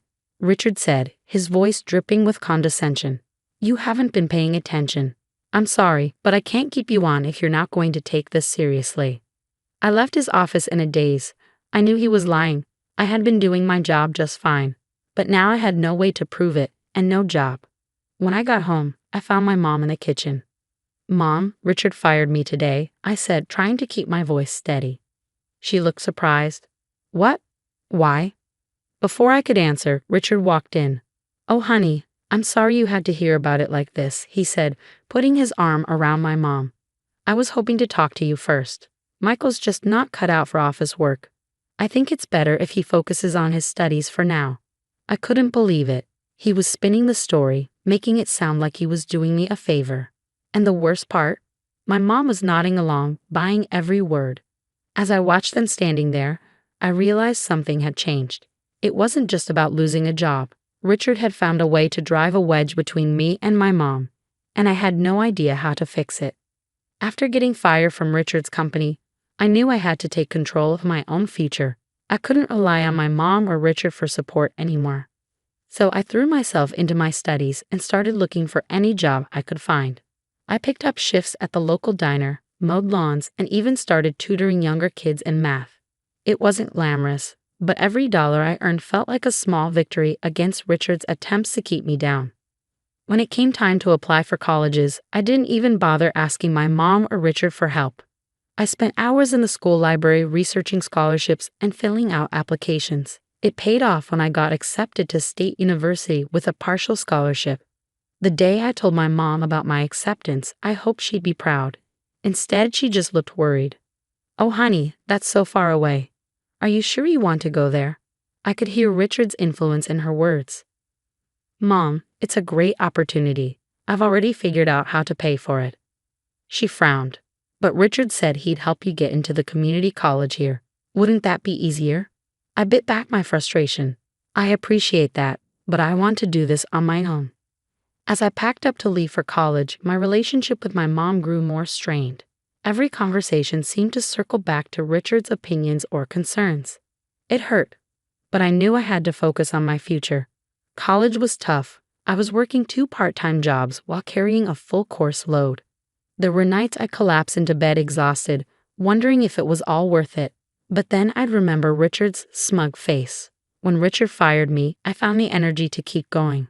I didn't go home much during those 4 years. Each visit felt more awkward than the last. My mom would try to bridge the gap, but Richard was always there, a constant reminder of why I'd left. Finally, graduation day arrived. As I put on my cap and gown, I felt a surge of pride.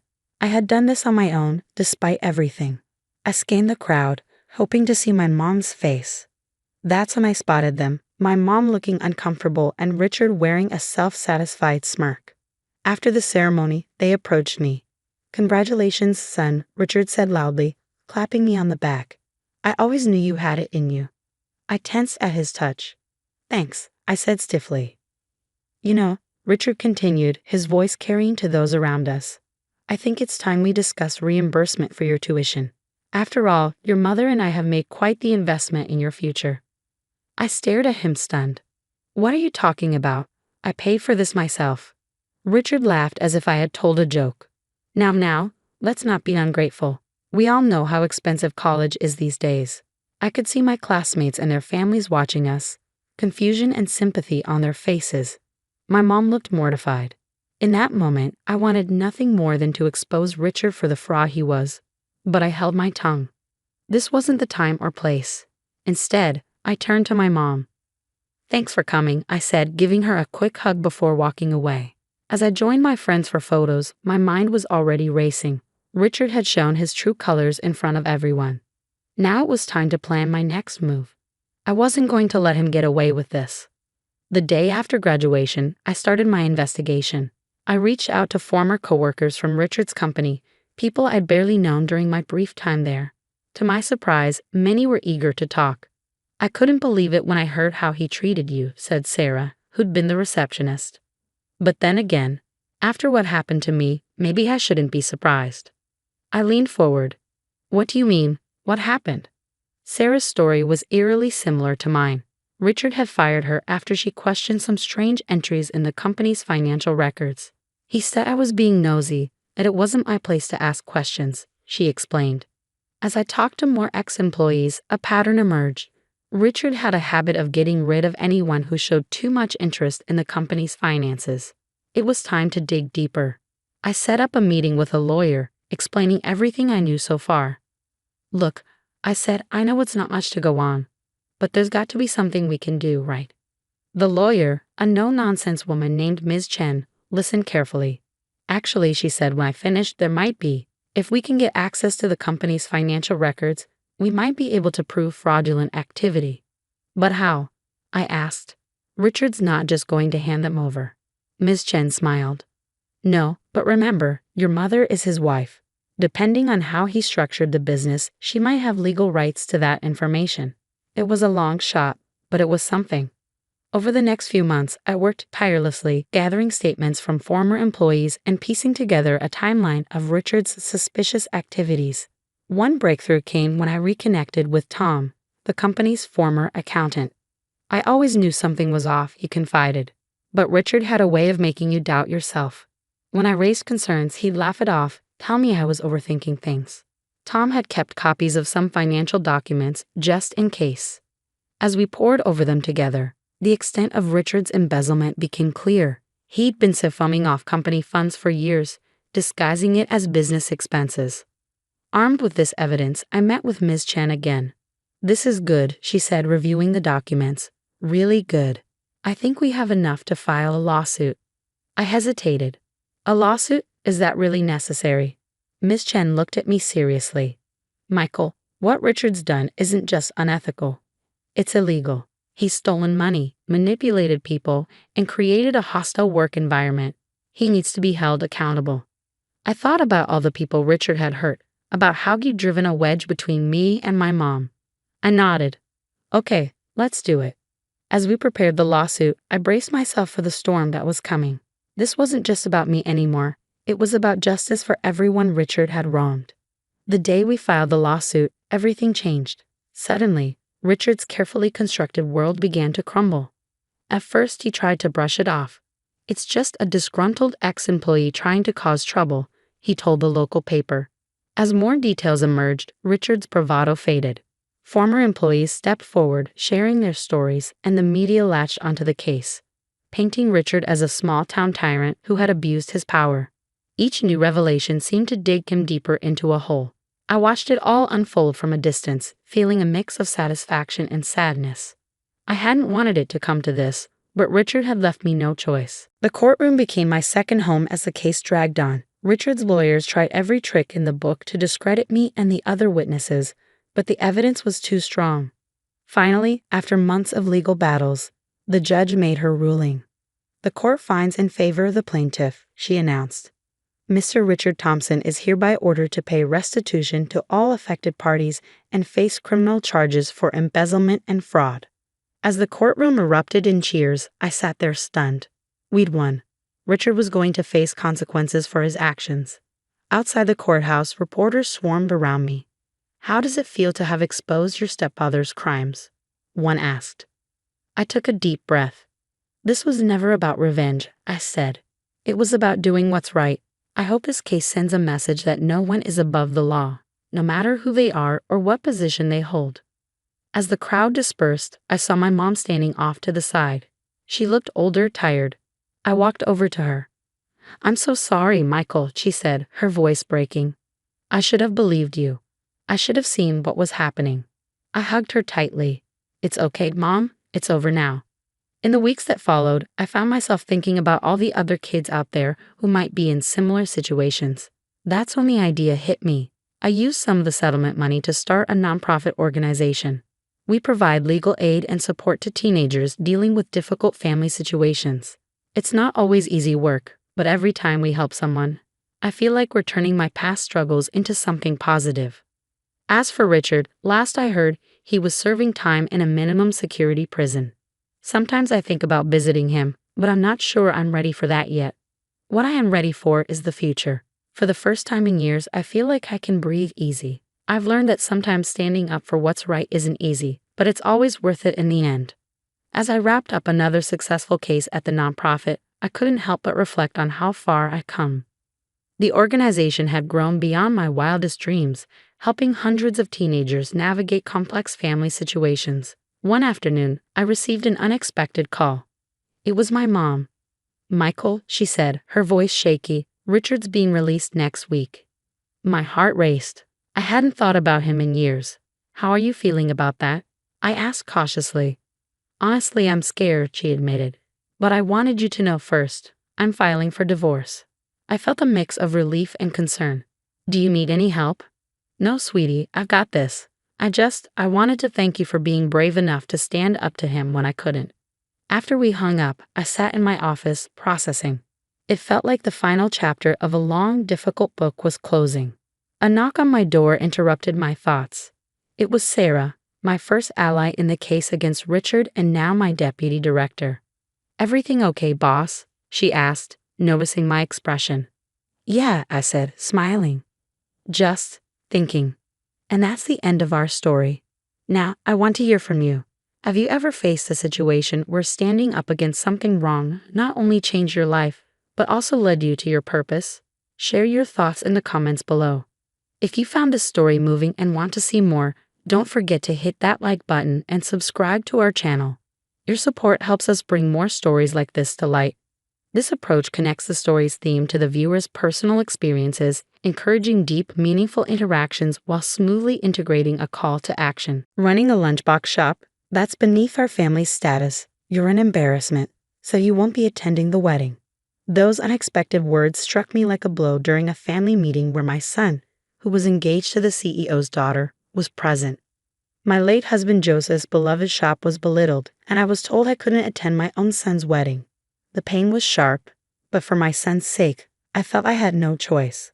I didn't want to jeopardize his future or happiness, so with a heavy heart, I reluctantly agreed to their terms. But then, an unexpected person appeared, leaving the others pale. "Take care of Mom for me," Joseph had said to Richard with a smile as he took his last breath. We had thought we had more time together, but fate had other plans.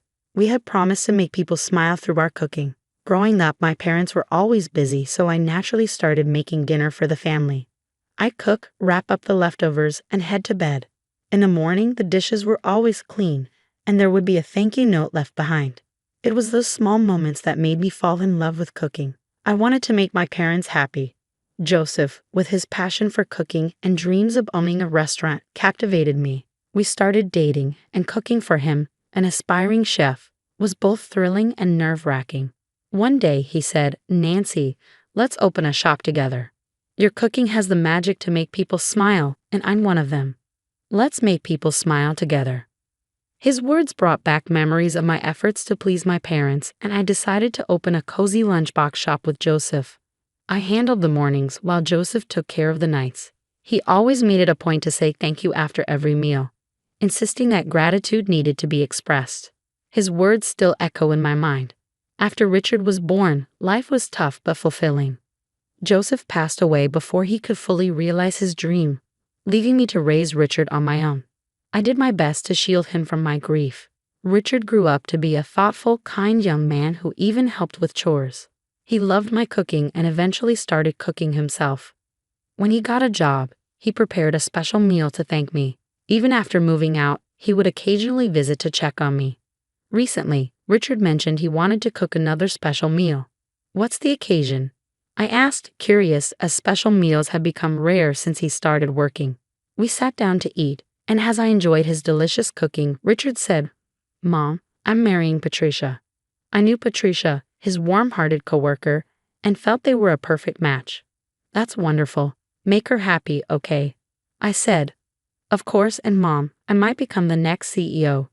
It turned out Patricia was the daughter of the CEO of the company where Richard worked, and they were impressed with Richard's work, seeing him as a future leader. I was surprised but also deeply proud that my son was being recognized. As I prepared to visit Patricia's family before the wedding, I couldn't help but feel sentimental, reflecting on the journey that had brought us here. William Smith and Elizabeth, who greeted us, had nothing but praise for Richard. The table was laden with various dishes, and I noticed a private chef busy in the kitchen. Richard is truly exceptional, both in his work and as a person. We trust him with the company's future, they said. We always thought Richard and Patricia were a perfect match, and we cried tears of joy when we heard they were getting married. We look forward to the future. Richard, a bit shy, firmly declared, "I will build a happy home with Patricia." He and Patricia then excused themselves to prepare something, leaving the room with playful smiles. I felt a mix of pride and warmth. But then Elizabeth's tone shifted. "So, Nancy, were you planning to quit that lunchbox shop of yours?" "Quit? I never said I was quitting," I replied, taken aback. "Well, it's not like it's making much money. Why keep running such a small shop?" I couldn't believe my ears. "Why are you saying this? That shop is precious to me and my late husband Joseph. It's not like you're offering anything special. The Smith family owns a major corporation with hundreds of employees. It's not a good match. We were fine with Richard, But we can't accept that his family runs a small-town lunchbox shop. We thought you were quitting, which is why we moved forward with the wedding plans." I was stunned. I couldn't comprehend what was being said, or maybe I just didn't want to. Was my shop really the reason Richard couldn't get married? Why does the scale of our business affect my son's marriage? Elizabeth continued, her tone cold. "It's a significant difference, objectively speaking. How can we tell people that the family of our future CEO runs an outdated lunchbox shop? Don't belittle it just because it's a lunchbox shop." I protested. Elizabeth snorted at my words and delivered the final blow. "Enough. You're an embarrassment to our family with that lunchbox shop. You won't be attending the wedding, not just the wedding. If you continue with the shop, we'll cut ties with Richard as well. Do you intend to hold Richard back?" Their words cut deep into my heart. I was overwhelmed by a mix of emptiness and anger. All I wanted was for Richard to find happiness. He's my pride and joy. Please let me see him get married, even if it's from the shadows. But even as I said the words, I could barely believe them. Why should I have to watch Richard's wedding from the shadows? My mind was reeling, trying to make sense of it all. "I'm sorry," Elizabeth replied, her voice devoid of any warmth. "But even if you were in the shadows, Richard and Patricia might find it suspicious. We'll just say you had an emergency and couldn't attend." Just then, I heard Richard and Patricia's voices as they returned to the room. They'll be back soon, I thought. If I just give in to William and Elizabeth's demands, these two can live happily. If I just endure it, everything will work out. If I just... "Nancy, what do you think?" Elizabeth's voice cut through my thoughts. "All right, sorry for the wait. Here's a gift from us to the three of you," Richard said, stepping into the room with Patricia. "Oh, what a relief. You two prepared such a wonderful gift. I'm so happy, thank you." "I didn't expect you to do something so wonderful," Elizabeth exclaimed.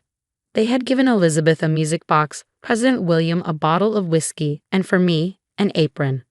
Patricia suggested the apron, saying you're always cooking delicious meals at the shop. We were worried if you'd like it. "Ah, thank you. I'll cherish it," I managed to say, trying to hold back tears. "Mom, are you crying that much?" Richard asked, surprised but smiling warmly. The apron would be my last memory. The smiles of Richard and Patricia were deeply etched in my heart. "Be happy," I whispered to myself. On the day of the wedding, I sat on the living room floor, still in my pajamas, without the energy to even turn on the lights. My phone was filled with missed calls from Richard and Patricia. Since that day, I didn't know how to interact with Richard, who was excitedly talking about the wedding. I could only offer him cliché words, clutching the apron they had given me, celebrating their union alone, with tears flowing endlessly. The next day, I was awakened by the incessant ringing of the doorbell. I instantly knew it was Richard, and indeed there he was, with Patricia. On the first day of their new life, they had come all the way to my house. As soon as I opened the door, Richard, unable to hide his anxiety, said, "Mom, what happened?" "We were worried because we knew you wouldn't forget the wedding." "Why didn't you come?" "Nancy, was it something I did?" Their faces were pale, a stark contrast to the happiness they should be feeling. I hadn't expected them to see me like this, the day after the wedding. "Mom, please, I need to know," Richard urged. From their expressions, I knew that no amount of sugarcoating would work. "Let's talk. Come in." I told them everything, what President William and Elizabeth had said to me when they stepped out. I wondered if it was okay to reveal everything, but I couldn't stop myself. Richard's face gradually tensed up, but Patricia seemed the most shocked. "What is this? How could they say such terrible things to you, Nancy?" "This is unbelievable," Patricia said, tears welling up in her eyes, a mix of anger, sadness, and surprise. "Nancy, I don't know how to apologize for my parents. I'm so sorry." "Stop it, Patricia. You've done nothing wrong." "I'm sorry for causing you pain the day after your wedding," I replied. "Well, Mom, thank you for telling us," Richard said calmly, but with a daze in his eyes. Patricia left my home, and the next day, the doorbell rang again. Could it be Richard? I opened the door to find President William and Elizabeth standing there. "What have you done? Enough of your games," they shouted, their anger clear. I was emotionless as I absorbed their angry shouts. "What's the matter?" "Matter?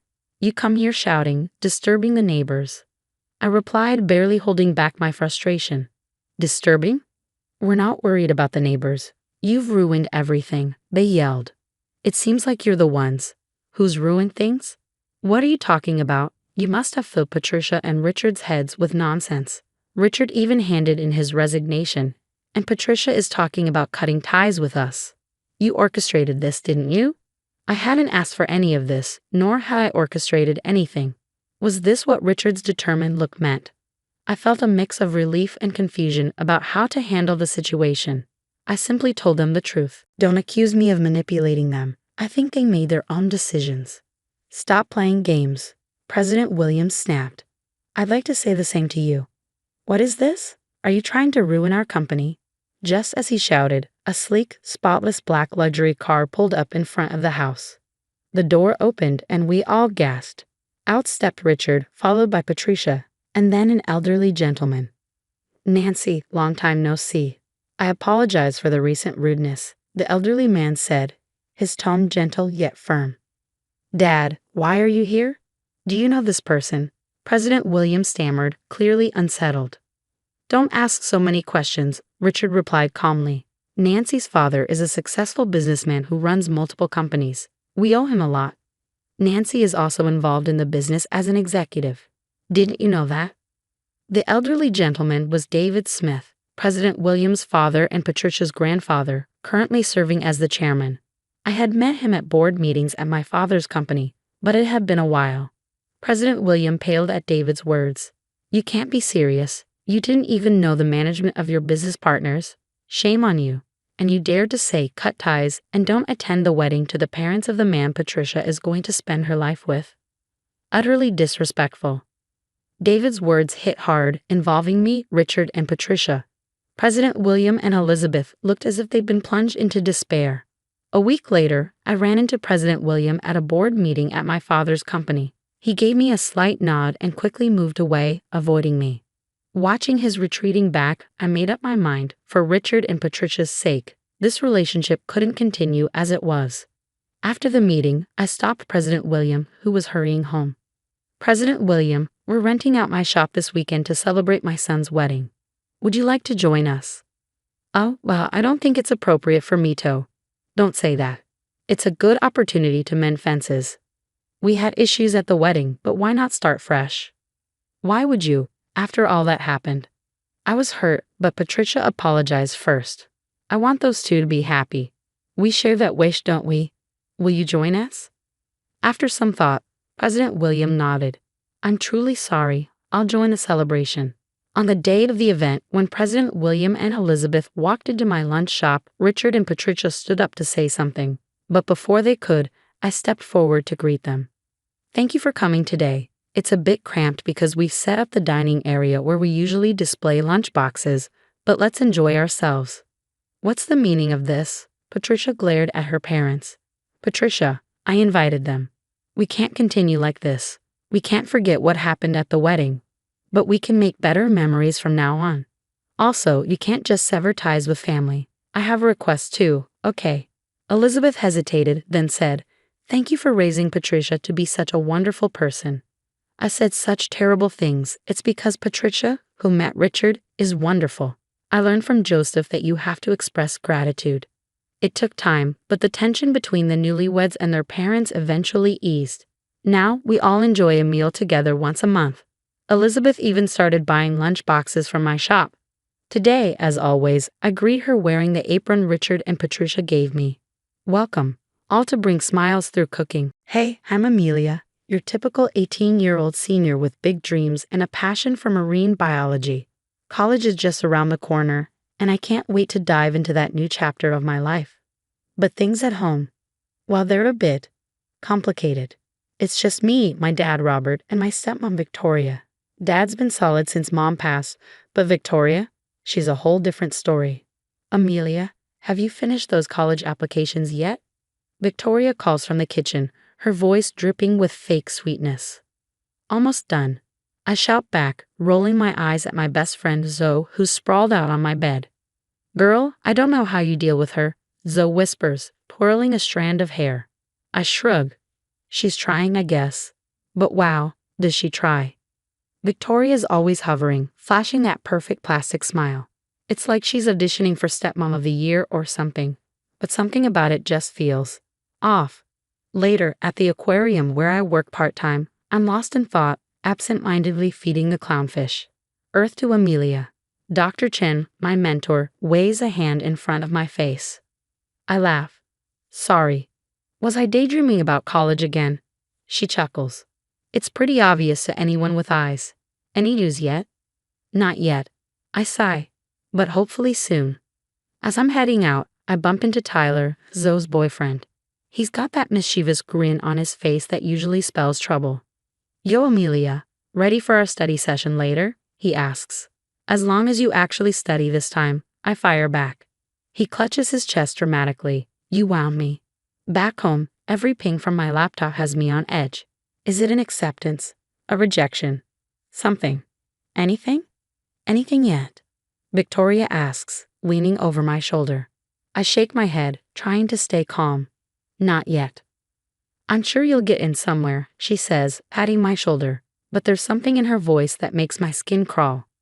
Each morning, I wake up with this anxious knot in my stomach, my fingers flying over the keyboard as I check my inbox for the 100th time. Nothing. Nada. Zip. Any news, sweetie? Victoria's voice startles me and I jump. She's hovering again, eyes glued to my screen. Not yet, I mutter, slamming my laptop shut. I'm sure they'll come soon, she says, but days turn into weeks and still, nothing. Something feels wrong. I swear I saw a letter from UCLI in the mail, but when I went to get it, gone. Just like that. Dad, have you seen any mail for me? I ask over dinner. He shakes his head, mouth full of pasta. Victoria chimes in. I'm sure if anything came, we'd know about it. Right, Robert? I narrow my eyes, suspicious. There's something in her tone that makes my stomach churn. Later, pacing my room on the phone with Zoe, I finally let the thoughts I've been avoiding rise to the surface. So, I think something weird is going on. My laptop's glitching, mail's disappearing. I feel like I'm losing it. Whoa. Slow down, Ames, Zoe says. You think someone's messing with your stuff? I pause. The thought I've been avoiding crashes down on me. I think it's Victoria. There's silence on the other end for a moment. That's a serious accusation, you sure? Before I can respond, my laptop pings. New email. My heart races as I click it open. No. I feel like I've been punched in the gut. Another rejection. Amelia, what's wrong? Dad's voice comes from the doorway. I turn, tears streaming down my face. I didn't get in anywhere. The look on his face. God, I wish I could unsee it. Disappointment, confusion, pity. Victoria appears, all fake concern and soft words. Oh, sweetheart, I'm so sorry. But you know, college isn't everything. Victoria drones on. I tune her out, collapsing onto my bed. How could this happen? I was a straight-A student, captain of the debate team, a volunteer. None of it makes sense. The next few weeks blur by. I stop going out, ignoring Zoe's calls. What's the point? My dreams are shattered. Amelia? Dr. Chen's voice snaps me out of my fog as I scrub tanks at the aquarium, mindlessly going through the motions. I've been trying to reach you. Didn't you get my email? I wanted to congratulate you on your acceptance. I freeze. What acceptance? Dr. Chen looks puzzled. To the marine biology program at Scripps. I got the notification since I was your reference. My mind spins. An acceptance? One I never received. The pieces start clicking together. Dr. Chen, when exactly did you send that email? As she answers, a cold determination washes over me. Something is seriously wrong, and I'm going to find out what. I race home, adrenaline pumping. I need proof. I need to know what's really going on. Oh, Amelia. Victoria's syrupy voice stops me at the door. I was just about to call you. We need to discuss your future plans now that college. Well, you know. I force a smile, heart hammering in my chest. Sure, Victoria. We'll talk later. Later, huddled in Zoe's basement with her and Tyler, my mind races. Okay, guys, here's the deal. I think Victoria's been sabotaging my college applications. Zoe's eyes widen. Seriously? That's so messed up, Ames. Tyler cracks his knuckles, grinning. Let me hit your laptop. If there's something to find, I'll find it. For hours, Tyler works his tech magic while Zoe and I brainstorm. Finally, he lets out a low whistle. Amelia, you might want to see this. I peer at the screen and my blood runs cold. Dozens of recovered emails, acceptances, scholarships, all deleted. But that's not all. We uncover a whole web of deceit. Intercepted mail, fake rejection letters, even a hidden email account set up in my name. We dig deeper, and the truth is uglier than I could have imagined. Victoria has been siphoning money from my college fund. She's jealous of my relationship with Dad. She wants to keep me here, dependent. Amelia, Zoe says gently, you have to tell your dad. Back home, I'm a bundle of nerves. Every look from Victoria, every sickly sweet comment makes my skin crawl. How did I not see it before? I'm in my room, sorting through the evidence we gathered when Victoria barges in. What are you doing? She demands, her eyes narrowing as they lock onto my laptop. I slam it shut. Nothing, just looking at community college options. She smiles, but it doesn't reach her eyes. Oh, sweetie, I'm so glad you're being realistic about your future. Something in me snaps. Cut the act, Victoria. I know what you did. Her face hardens, the pretense slipping away. I don't know what you're talking about. The emails, the letters, ring any bells? My voice shakes, but I stand my ground. For a moment, she's silent, and then she laughs. A cold, sharp sound. Prove it. That night, I can't sleep. Victoria's words echo in my head. Prove it. She's right. I need ironclad evidence, something Dad can't ignore.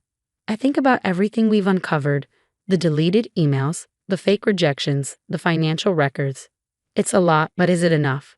My phone buzzes with a text from Tyler. Found something big. Call me. As I dial, a plan begins forming in my mind.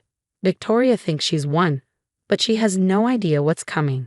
I may have lost this battle, but the war? It's just beginning, and I'm not going down without a fight. Tomorrow, I'll start gathering every piece of evidence I can. Every deleted email, every fake letter, every manipulated conversation. I'll build a case so strong, so undeniable, that even Dad can't ignore it. Victoria wanted to crush my dreams. While she's about to learn a hard lesson, don't mess with someone who has nothing left to lose. The day has finally come. My hands tremble as I clutch the folder filled with evidence. Zoe, Tyler, and Dr. Chen have been a godsend, helping me piece together this nightmare. I take a deep breath and walk into the living room where Dad is waiting. Thankfully, Victoria's out. This conversation needs to be just between us. Dad, we need to talk, I say, my voice steady, though my heart is racing. He looks up, concern etched into his features. What's wrong, sweetheart? I sit down, feeling the weight of everything about to unfold. It's about college, and Victoria. His brow furrows. What about them? I open the folder, spreading out the emails, screenshots, and recovered documents. Dad, I did get into college. Several, actually. But Victoria, she hid it all from us. Dad's face goes pale. What are you talking about? I walk him through everything, the deleted emails, the intercepted mail, the fake rejection letters. With each revelation, I see his world crumbling. No, she wouldn't. Amelia, are you sure? I pull out the final piece of evidence, a recording of Victoria bragging to her friend about keeping me from going to college. Dad's face crumples as he listens. Oh God, Amelia, I'm so sorry. I had no idea. The front door slams and Victoria's voice rings out. Robert, Amelia, I'm home. Dad stands up, his face set like stone. In here, Victoria. She walks in, all smiles, but freezes when she sees the evidence spread out in front of her. What? What is all this? She asks. The truth, Dad says, his voice cold. Care to explain why you've been sabotaging our daughter's future? Victoria's face flickers through shock, then anger, before settling into a sickly sweet smile. Oh, Robert, surely you don't believe these lies. Amelia's just upset about not getting into college. Save it, I snap. We have proof. It's over, Victoria. Her mask drops, revealing the ugly truth beneath. You ungrateful little brat. After everything I've done for this family? Done for us? Dad roars. You've been lying, manipulating, destroying Amelia's dreams. Get out. Now. Victoria's eyes narrow. You can't just. I said, "Get out." Dad's voice shakes the room. He's never yelled like this before. "I want you gone by morning. We're done." As Victoria storms out, Dad turns to me, tears welling in his eyes. "Amelia, I'm so sorry. I should have seen it." "It's okay, Dad," I say, hugging him tight. "We're going to be okay." The next few weeks are a whirlwind. I accept my place at Scripps, thrilled to finally start my marine biology journey. Victoria moves out, and rumors spread about her sudden fall from grace in the community. Months later, I'm thriving at Scripps. My dorm room overlooks the ocean, and every day feels like a new adventure.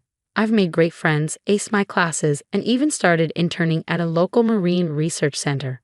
One evening, while FaceTiming with Dad, he drops a bombshell. "Guess what I heard about Victoria?" I lean in, curious despite myself. "What?" Apparently, she tried to pull a similar stunt with her new boyfriend's kid. Got caught red-handed sabotaging the poor girl's college apps. Now she's facing fraud charges. I shake my head, a mix of emotions swirling inside me. Wow, I almost feel sorry for her. Almost. Dad chuckles. "You're a better person than me, kiddo. Now tell me about your latest project, something about seahorses." As I dive into an excited explanation of my research, I can't help but feel grateful. Yes, Victoria nearly derailed my dreams. But in the end, she only made me stronger. I fought back, uncovered the truth, and now I'm exactly where I'm meant to be. Life isn't perfect. There are still moments when I struggle with trust, when memories of Victoria's betrayal creep in. But then I look out at the vast ocean, teeming with life and mysteries waiting to be explored, and I remind myself, this is my story now, and it's only just beginning. Amelia's triumph over her stepmother's deceit has come to a powerful end. Now we'd love to hear your thoughts. If you were in Amelia's shoes, would you have forgiven your father for his initial disbelief? Or would the betrayal have been too deep to fully repair your relationship? Share your thoughts in the comments below. Your perspective could help others facing similar struggles. And if you enjoyed Amelia's journey, don't forget to like and subscribe for more inspiring stories of resilience and justice. Your support helps us continue to bring these important narratives to light. Hey, I'm Sarah. Living in a quiet suburban neighborhood sounds like a dream, right? Not for me. When I was 15, my life was flipped upside down when my dad remarried Janet. Along with her came 2 kids, Alex, 17, and Brenda, 14. From the outside, they seemed like your typical teens, but their attitude towards me was anything but typical.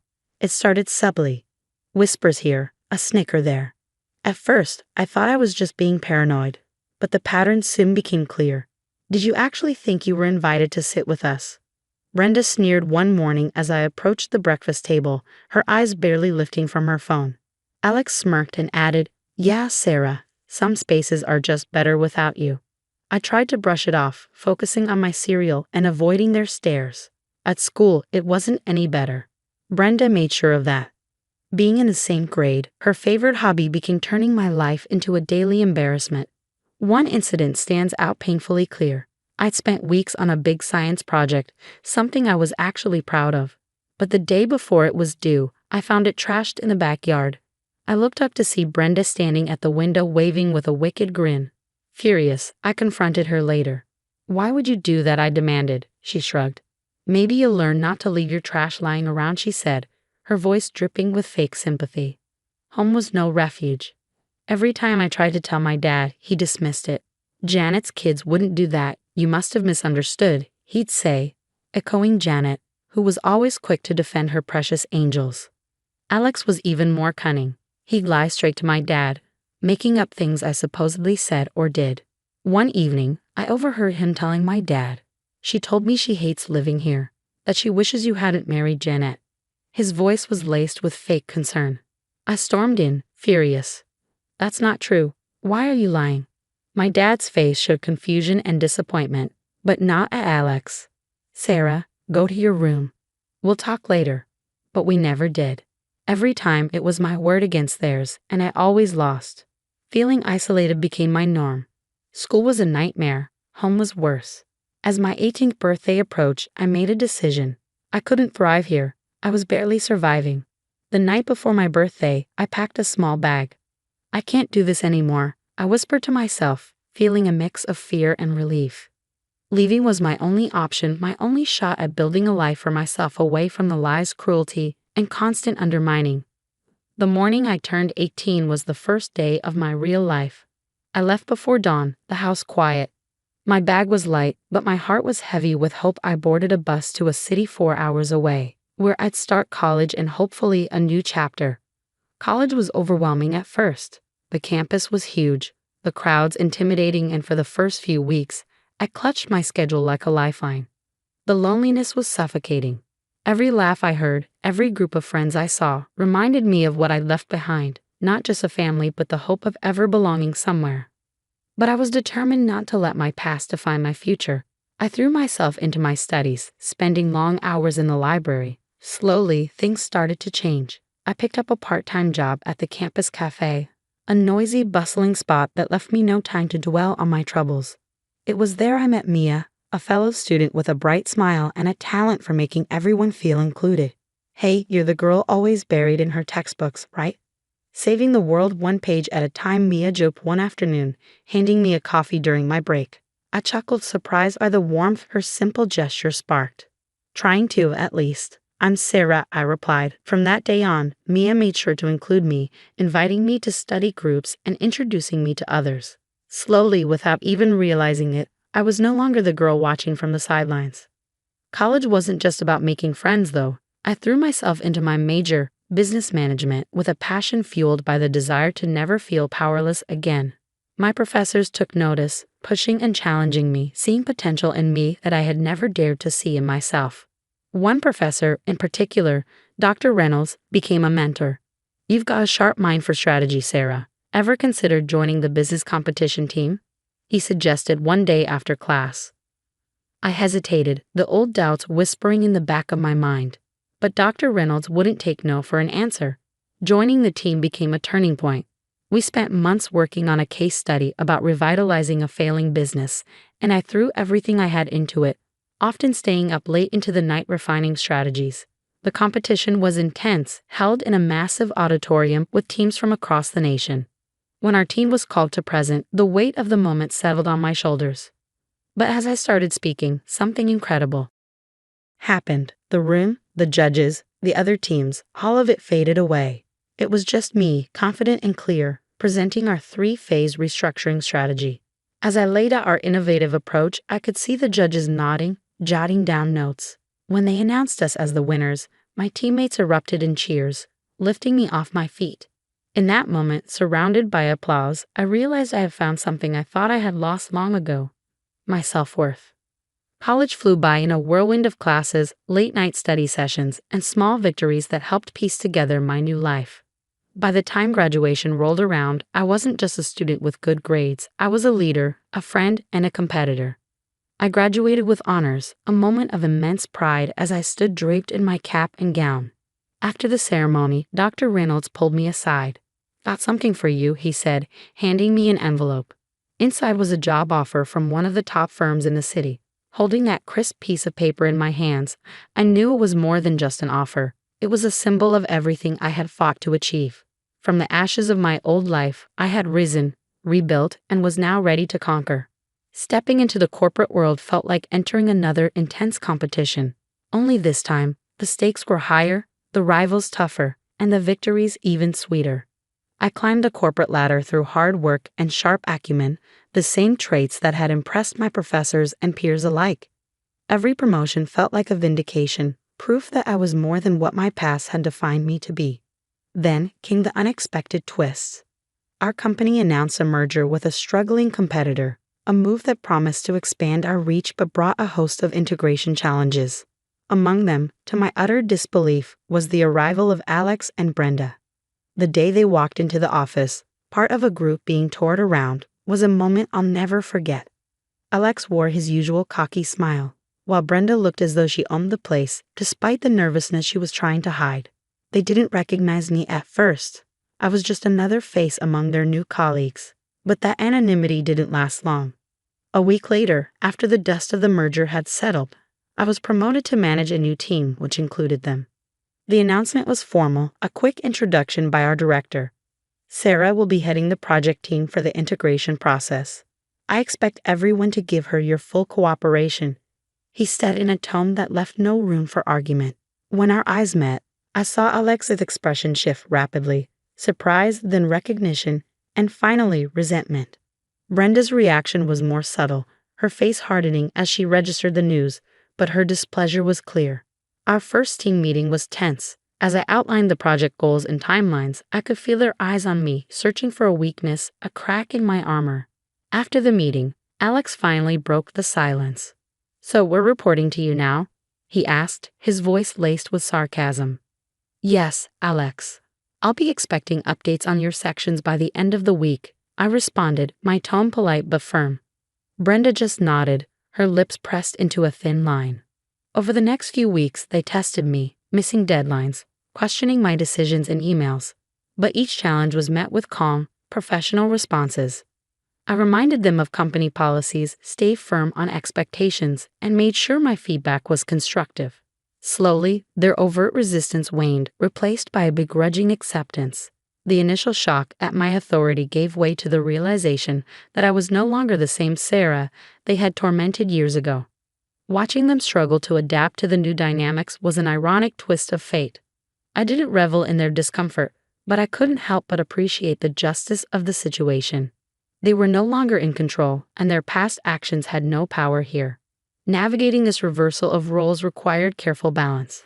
I had to manage not only the project but also the undercurrents of our shared history, ensuring that it didn't cloud my judgment or affect the team's overall performance.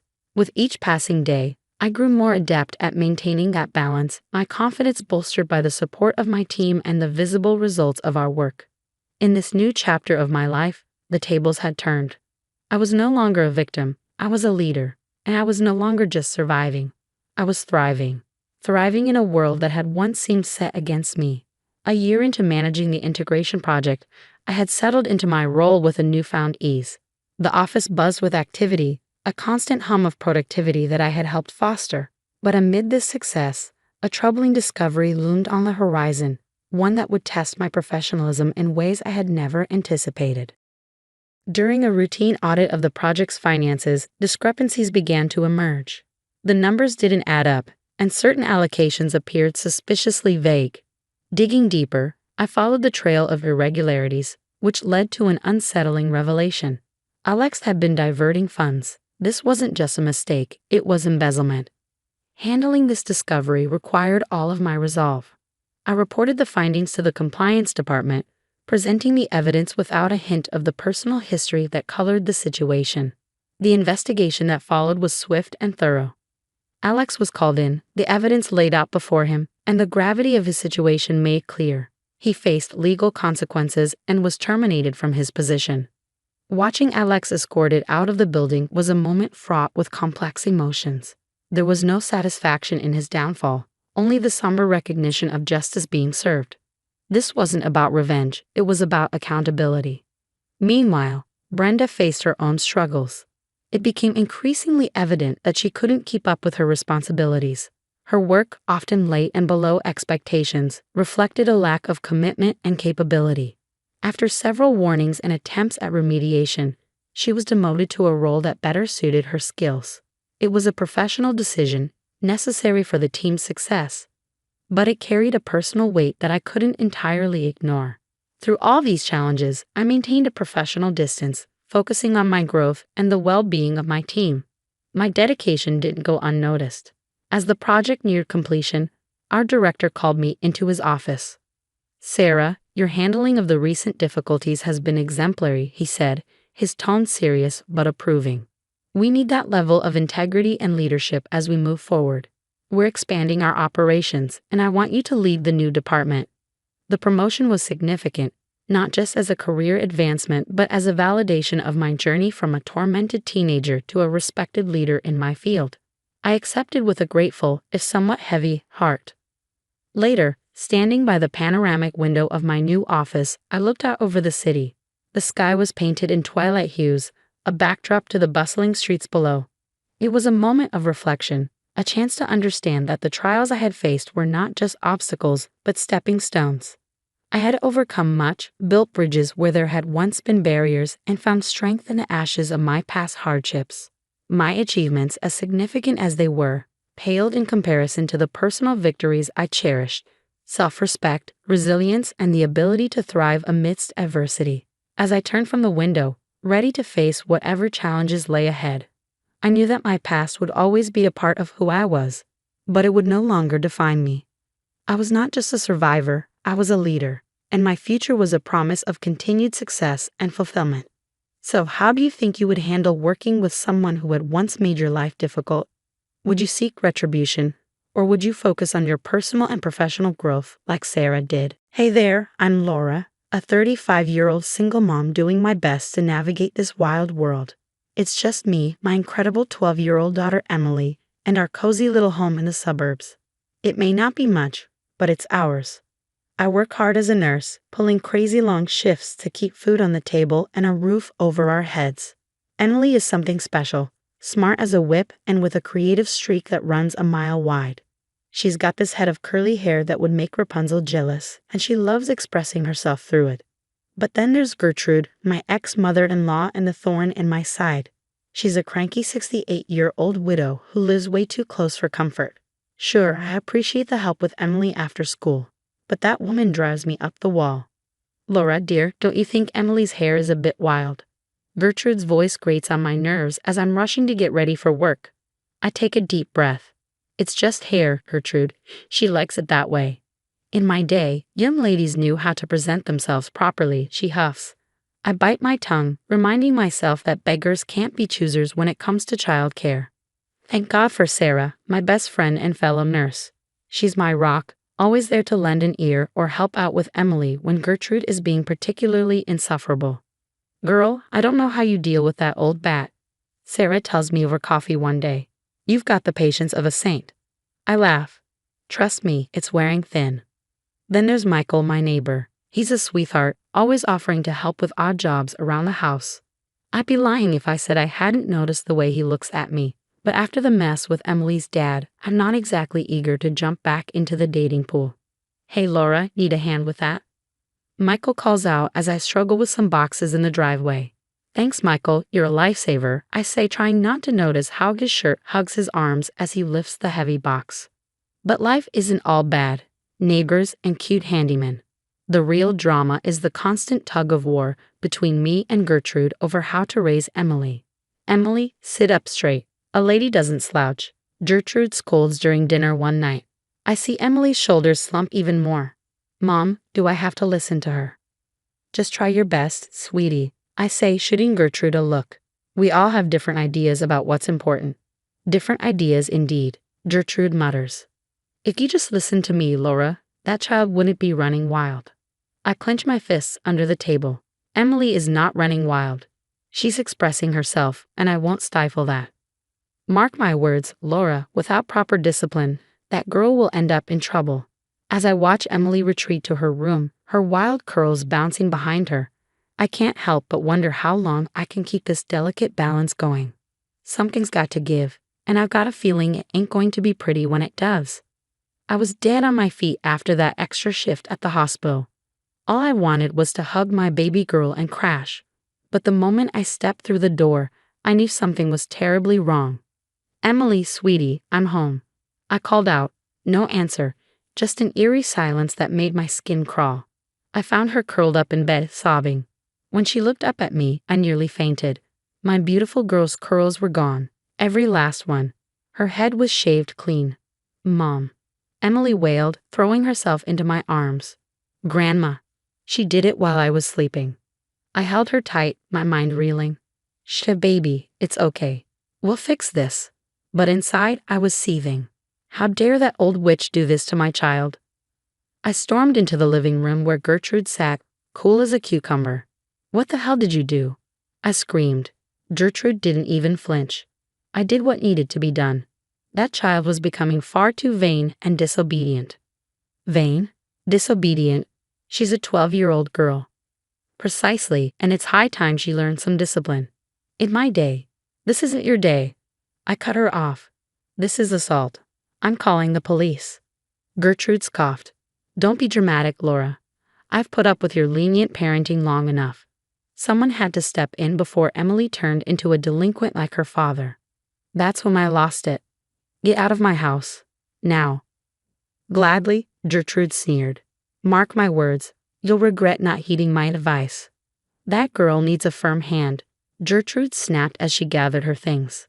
The full weight of what had just happened hit me like a ton of bricks, and I sank to the floor, tears streaming down my face. Suddenly, there was a knock at the door. It was Michael, looking concerned. Laura, is everything okay? I heard shouting. One look at my face, and he knew it wasn't. What happened? He asked, his voice soft but urgent. I couldn't even speak. I just pointed toward Emily's room. When Michael saw her, his eyes widened in shock. Oh my God, who did this? Gertrude. I managed to choke out, my voice trembling with rage. His face hardened. That's it. I'm calling the police. No, Emily cried, her voice breaking. I don't want anyone to see me like this. I hugged her close, trying to comfort her. It's okay, baby. We don't have to do anything you're not comfortable with. Michael knelt beside us, his expression gentle. Is there anything I can do?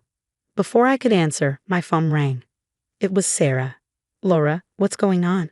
I got your missed call, and you sounded upset in the voicemail. I tried to explain through my sobs. That evil witch, Sarah exclaimed. I'm coming over right now. Within minutes, she burst through the door, arms laden with bags. Okay, I've got hats, scarves, and some cute pixie cut photos for inspiration. We're going to get through this, Emily managed a weak smile as Sarah worked her magic, trying to salvage what was left of her hair. While Sarah was busy, I filled Michael in on the whole sordid history with Gertrude. I can't believe I let that woman anywhere near Emily, I said, self-loathing creeping in. Michael squeezed my hand. This isn't your fault, Laura. You were just trying to provide for your daughter. He's right, Sarah chimed in. The only person to blame here is that old bat Gertrude. I nodded, but the guilt still gnawed at me. How could I have been so blind? As the night wore on, Emily finally fell into an exhausted sleep. Sarah and Michael insisted on staying, camping out in the living room. Lying in bed, staring at the ceiling, I made a vow. Gertrude would pay for what she'd done, one way or another. My baby girl deserved nothing less. The next few days were a blur of tears, anger, and sleepless nights. Emily refused to leave her room, let alone go to school. I called in sick, knowing my girl needed me more than ever. Sweetie, you can't hide forever, I said gently, sitting on the edge of her bed. I look like a freak, Mom, Emily sobbed. Everyone's going to laugh at me. My heart broke all over again. No, baby, you're beautiful inside and out. We'll get through this together. Our first stop was the police station, but it was a major letdown. I'm sorry, ma'am, but since there was no physical harm, this is a civil matter, the officer said, looking bored. No physical harm? I exploded. Look at my daughter. But rules were rules, apparently. So, next up was a lawyer. We can definitely pursue charges for emotional abuse, the lawyer explained, and sue for damages, but it won't be easy. I didn't care. I was out for blood. Sarah was a godsend through it all. She helped me document everything, photos, timelines, you name it. We're going to nail that old witch to the wall, Sarah declared as we worked. Meanwhile, Michael was working his own magic. I've got a buddy who specializes in family law, he told me. Top-notch guy, he's willing to take your case pro bono. I could have kissed him right then and there, but there was no time for that. Things were about to get even messier. It started with whispers at the grocery store, sidelong glances from neighbors. Then came the calls from distant relatives. Laura, is it true you've been neglecting Emily? My cousin asked. That's when I realized Gertrude was on the offensive. She's telling everyone I'm an unfit mother. I raged to Sarah and Michael. That witch is trying to turn everyone against me. But Gertrude had underestimated me. I started digging, calling up old babysitters, family friends, anyone who'd ever interacted with her and Emily. The stories that came out made my blood run cold. Grandma said if I told you, she'd send me away to boarding school. Emily confessed one night, tears streaming down her face. She used to lock me in a closet when I misbehaved. I held her close, fury and guilt warring inside me. How had I missed this? It's not your fault, sweetie, I assured her. But I promise you, Grandma will never hurt you again. With Sarah and Michael's help, we hashed a plan. Hidden cameras went up around the house. We coached Emily on how to safely gather evidence if Gertrude tried to contact her. "Remember, kiddo," Michael said, showing Emily how to use the voice recorder on her phone. "If Grandma calls or comes over, you hit this button right away." Emily nodded solemnly. "I won't let you down, Mom." "You can never let me down, baby," I said, hugging her tight. "We're in this together." As we finalized our preparations, a grim determination settled over me. Gertrude thought she could bully and manipulate her way to victory, but she had no idea what was coming. This mama bear was ready to fight, and I wasn't about to lose. "All right, team," I said, looking at Sarah and Michael, "let's take this witch down." The trap was set. Now all we had to do was wait for Gertrude to make her move. And when she did, we'd be ready. The day of the trial arrived, and I felt like I was going to puke. Emily squeezed my hand as we walked into the courtroom. "You got this, Mom," she whispered. Our lawyer presented the mountain of evidence we collected. The hidden camera footage was damning, showing Gertrude barging into our home, screaming threats at Emily. "You ungrateful little brat." Gertrude's voice echoed in the courtroom. "I'll teach you to disobey me." I saw the judge's face darken, but that was just the beginning. One by one, witnesses took the stand. Former babysitters, family friends, even Emily's old piano teacher. They all had stories of Gertrude's cruelty. She told me if I didn't make Emily practice for 3 hours a day, she'd have me fired. The piano teacher testified. But the real kicker was Emily's testimony. My brave girl stood up there, her voice shaking but determined.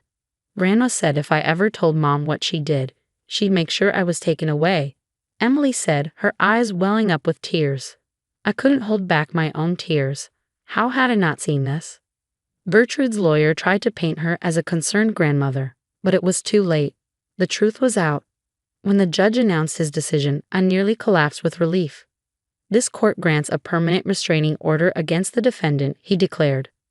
"Furthermore, significant damages are awarded for the plaintiff's therapy and emotional distress." We'd won. Gertrude was out of our lives for good.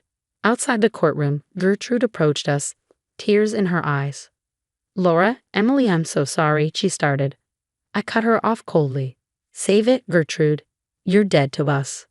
As we walked away, I felt a weight lift off my shoulders. The next few months were tough, but we got through it together. Emily started therapy, slowly coming out of her shell. One night, as we sat around the dinner table with Sarah and Michael, Emily made an announcement. "I want to donate the money from the lawsuit," she said, her voice steady, "to help other kids like me." I couldn't have been prouder. As for me and Michael, well, let's just say he became a permanent fixture in our lives. His steady support through everything meant the world to us. The real turning point came about 6 months after the trial. Emily and I were at the hair salon, and for the first time since the incident, she was excited about her hair. "What do you think about purple streaks, Mom?" she asked, her eyes shining. I grinned. "I think purple streaks sound awesome, baby."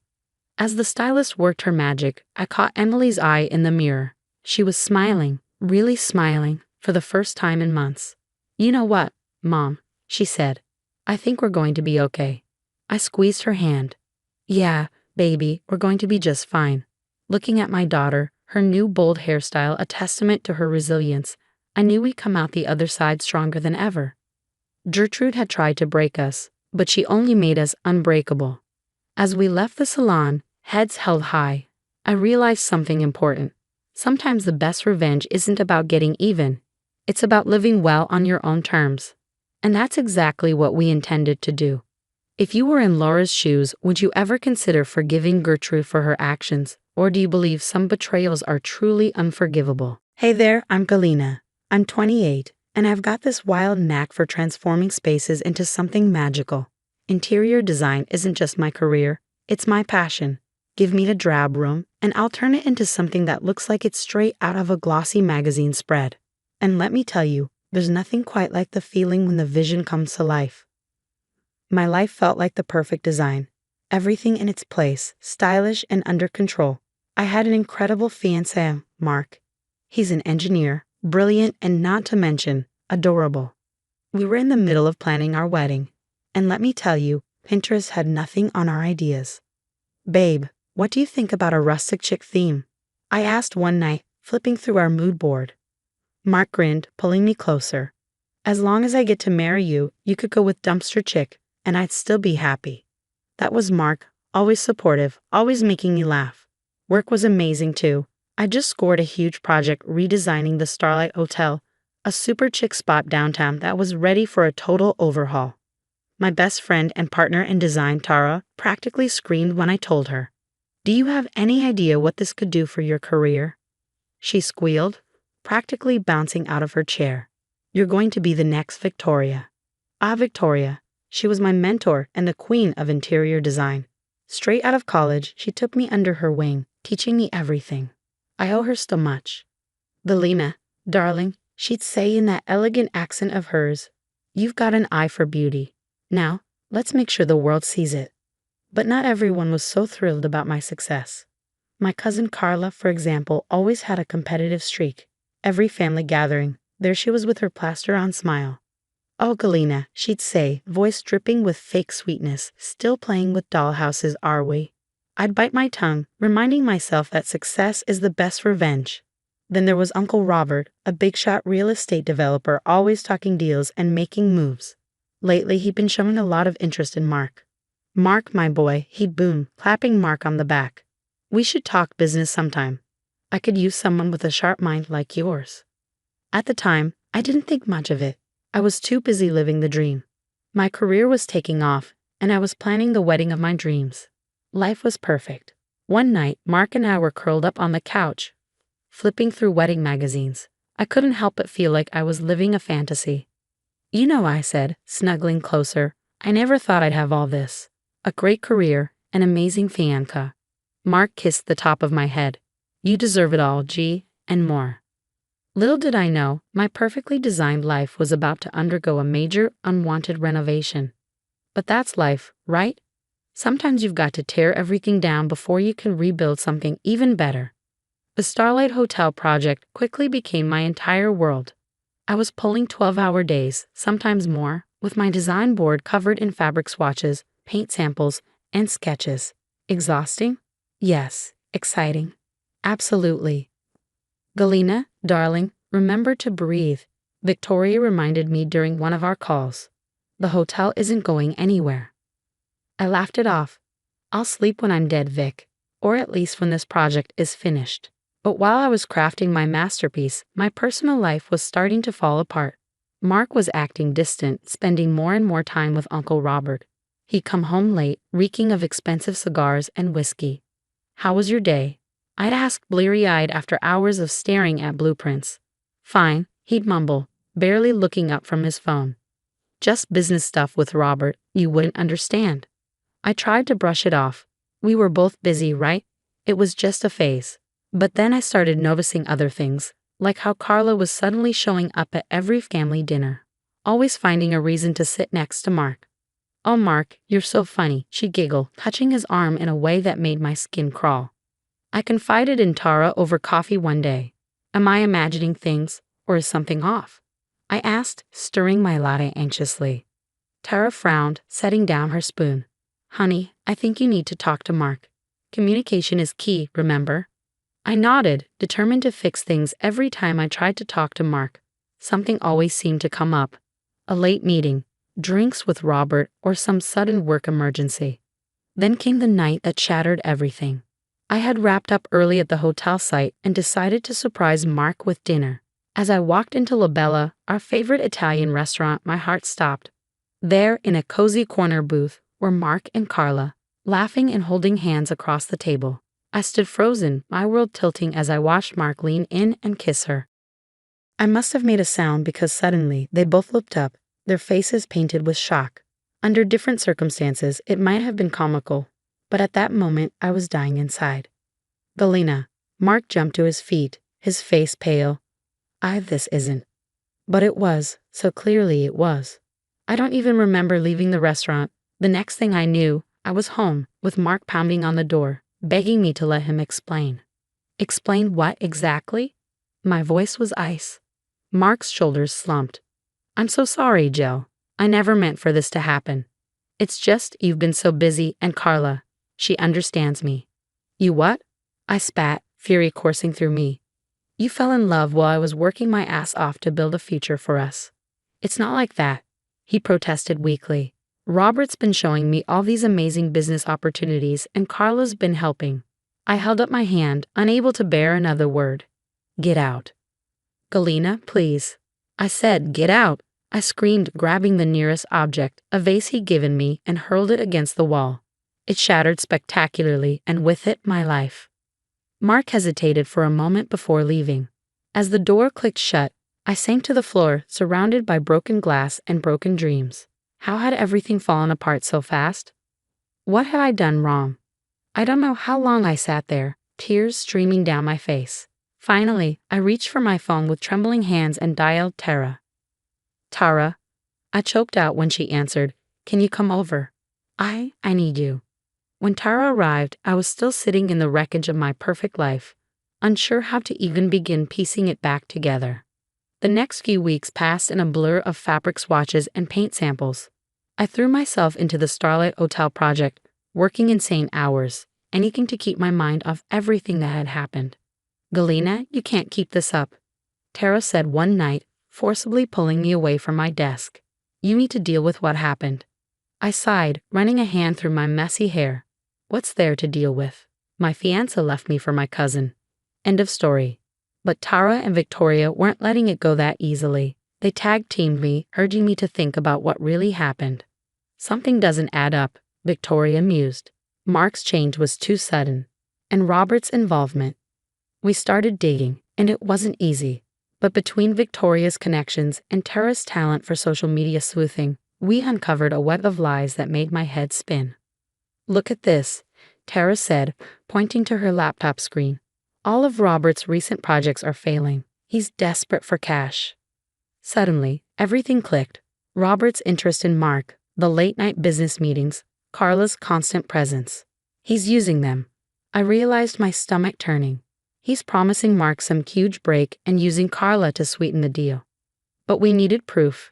That's when I came up with a plan. Crazy, but just crazy enough to work. Tara, I said, a glimmer of my old fire returning, I need you to leak some info. Make it look like you've got an inside scoop on a massive development deal. Something irresistible. Tara grinned, cracking her knuckles. Oh honey, leave it to me. I'll make it so juicy they'll be drooling. We crafted the perfect bait. A fake luxury condo project with the promise of sky-high returns. Tara accidentally let it slip at a family gathering, making sure Mark and Carla overheard. It worked like a charm. Within days, Mark was calling, trying to wheedle information out of me. Come on, G, he cajoled. For old time's sake, this could be my big break. I played dumb, pretending I didn't know I was being manipulated. Meanwhile, I documented everything, every call, every text, every chance encounter engineered by Robert. The clincher came when I accidentally left some fake blueprints in my car. Mark and Carla took the bait. Hook, line, and sinker. They've invested everything, Tara reported, her eyes wide. And I mean everything. They even took out loans. I should have felt triumphant. Instead, I just felt tired. What about Robert? Victoria asked, her eyes gleaming with anticipation. Oh, darling, she said with a sly smile, Robert's in so deep he can't see daylight. He's betting it all on this fake project. As I looked at the mountain of evidence we'd gathered, fake contracts, recorded conversations, bank statements, I felt a strange mix of satisfaction and sadness. You know, I said quietly, part of me hoped we were wrong. That there was some explanation that didn't involve Mark being this. Tara squeezed my hand. I know, hun. But you deserve better than someone who could be manipulated like this, Tara said gently. I nodded, feeling the weight of truth in her words. You're right. I squared my shoulders, determination replacing the hurt. So, what's our next move? Victoria's smile was sharp, her eyes gleaming with a predatory spark. Now, my dear, we wait. Let them dig themselves in deeper, and when the time is right, we pull the rug out from under them. A fierce sense of justice surged through me. As I looked at my friends, my real support system, I realized something important. My perfect life may have shattered, but from the pieces, I was building something stronger, something unbreakable. Ladies, I said, raising my glass of wine, here's to Karma. May she be swift, merciless, and wearing killer heels. We clinked glasses, laughing for the first time in what felt like forever. For the first time in weeks, I felt like myself again. Watch out, world, Felina 2.0 was on her way, and she wasn't taking prisoners. The day of reckoning came faster than any of us expected. One minute, Uncle Robert was bragging about his latest sure-thing investment. The next, his empire was crumbling like a sandcastle at high tide. I was putting the finishing touches on the Starlight Hotel's grand ballroom when Tara burst in, waving her phone. Jell, you're not going to believe this. Robert's company just filed for bankruptcy. It was like watching dominoes fall. Robert's string of bad investments, combined with the non-existent project that Mark and Carla had thrown all their money into, spelled financial disaster for the entire lot of them. I didn't have to wait long for the fallout. Mark showed up at my door, looking like he hadn't slept in days. Felina, please, he begged, his eyes bloodshot. I've lost everything, the money, my job. Carla left me. I need your help. I looked at him, the man I once thought I'd spend my life with, and felt nothing. No, I said simply. His face crumpled in disbelief. But we were going to get married. Doesn't that mean anything? I laughed, but it was hollow, empty of any humor. It meant everything to me, Mark, but clearly it didn't mean enough to you. I know all about Robert's manipulation and how you and Carla fell for it. Hook, line, and sinker. The color drained from his face. You knew? I knew. I crossed my arms, feeling stronger than I had in months. I know everything. Now get out. As I closed the door on his stunned face, a weight lifted off my shoulders. The burden of what might have been was gone, and I felt lighter, freer. The next day, I made an anonymous call to the financial regulators, tipping them off about Robert's fraudulent practices. It was the final nail in his coffin. Meanwhile, the Starlight Hotel project was a smash hit. The grand opening was a who's who of the design world, and I was the star of the show. At the after-party, Victoria hugged me tightly. Darling, you've outdone yourself. This is just the beginning for you. She was right. Riding the wave of success, Tara and I decided to start our own firm. Designs by G&T was born, and we hit the ground running. 1 year later, I stood in our sleek downtown office, looking out over the city. Our firm had a waiting list a mile long, full of high-profile clients eager for our touch. Tara waltzed in, coffee in hand. Guess who I just saw slinging lats at the corner cafe? She asked, grinning. Carla. Oh, how the mighty have fallen, I said, shaking my head, smiling. Let it go, T. We've got bigger fish to fry. And we did. We were already planning our international expansion, with potential offices in London and Tokyo. As for the others, last I heard, Uncle Robert was facing a slew of legal troubles, his business empire dismantled. Mark was struggling to find work, his reputation in tatters. They were all persona non grata at family gatherings now. Sometimes late at night, I'd think about how different my life could have been if things had worked out the way I once imagined. But then I'd look at everything I'd accomplished, the strength I found in myself, and I knew I wouldn't change a thing. Hey, boss lady, Tara called, snapping me out of my thoughts. The clients for the Dubai project are here, ready to wow them. I grinned, straightening my designer blazer. Born ready, T, let's show them what we've got. As we walked into the conference room, I felt a surge of pride and excitement. The pain of betrayal, that was old news. I had a world to design, and nothing was going to hold me back. Ladies and gentlemen, I said, my voice strong and confident, let me show you the future of luxury living. Hello, I'm Emily. Before I dive into my story, don't forget to like and subscribe for more tales that turn the everyday grind into something extraordinary. Now let's get into it. Life as a single mom and a full-time software engineer is anything but easy. My 4-year-old son Jack is full of energy and curiosity, usually spending his days at daycare while I juggle code at a busy tech firm downtown. But life threw me a curveball last month when my mom, the rock who helps me hold it all together, fell seriously ill. With no daycare, no backup babysitters, and deadlines piling up, I had no choice but to bring Jack to the office. On our first day navigating the corporate world together, I packed a bag with all of Jack's essentials, crayons, his favorite picture books, and an iPad loaded with silent mode games. I explained to Jack how important it was for him to stay quiet, turning it into a game. He nodded, wide-eyed, taking on the mission with the seriousness of a tiny spy. We arrived early, the office still quiet, the lights dimmed in that pre-coffee hush. My cubicle became our little fortress. I set up a small area on the floor with his toys and snacks, hoping he'd stay entertained without a peep. As my coworkers trickled in, their reactions were a mix of surprise and amusement. I shot them nervous smiles, finger to my lips, pleading for understanding without words. Most just nodded and went about their day, but not my boss, Mr. Johnson. When Mr. Johnson spotted Jack, his eyebrows shot up. Bringing the whole family today, Emily? His tone held a smirk that didn't reach his eyes. Yeah, just for today, Mr. Johnson. My mom's sick, and I had no one to watch Jack. He'll be quiet, I promise, I said, trying to sound confident. Mr. Johnson pursed his lips, glancing down at Jack, who was busy coloring. Well, make sure he is. We've got a full day, and I need everyone at 100%. Understood. We won't be a disturbance, I assured him, though the knot in my stomach told me otherwise. The morning passed in a blur of meetings via headphones and quiet games. Jack was a champ, whispering questions and munching on snacks. But by midday, restlessness set in. During a team video call, Jack began to fidget, the quiet game no longer as thrilling. I was presenting a new software patch, screen shared, when I heard a slight spilling sound. Turning, I saw Jack's water bottle tipped over, a puddle inching towards Mr. Johnson's office door, just a few feet away. Oops, mommy water, Jack whispered, his horror mirroring mine. I hastily muted myself and darted up with tissues in hand, but not before Mr. Johnson appeared in his doorway, a dark shadow looming as he watched the spill creeping towards his leather shoes. Really, Emily? This is a workplace, not a playground, he snapped. I scrambled on the floor, dabbing at the water. I'm so sorry, Mr. Johnson.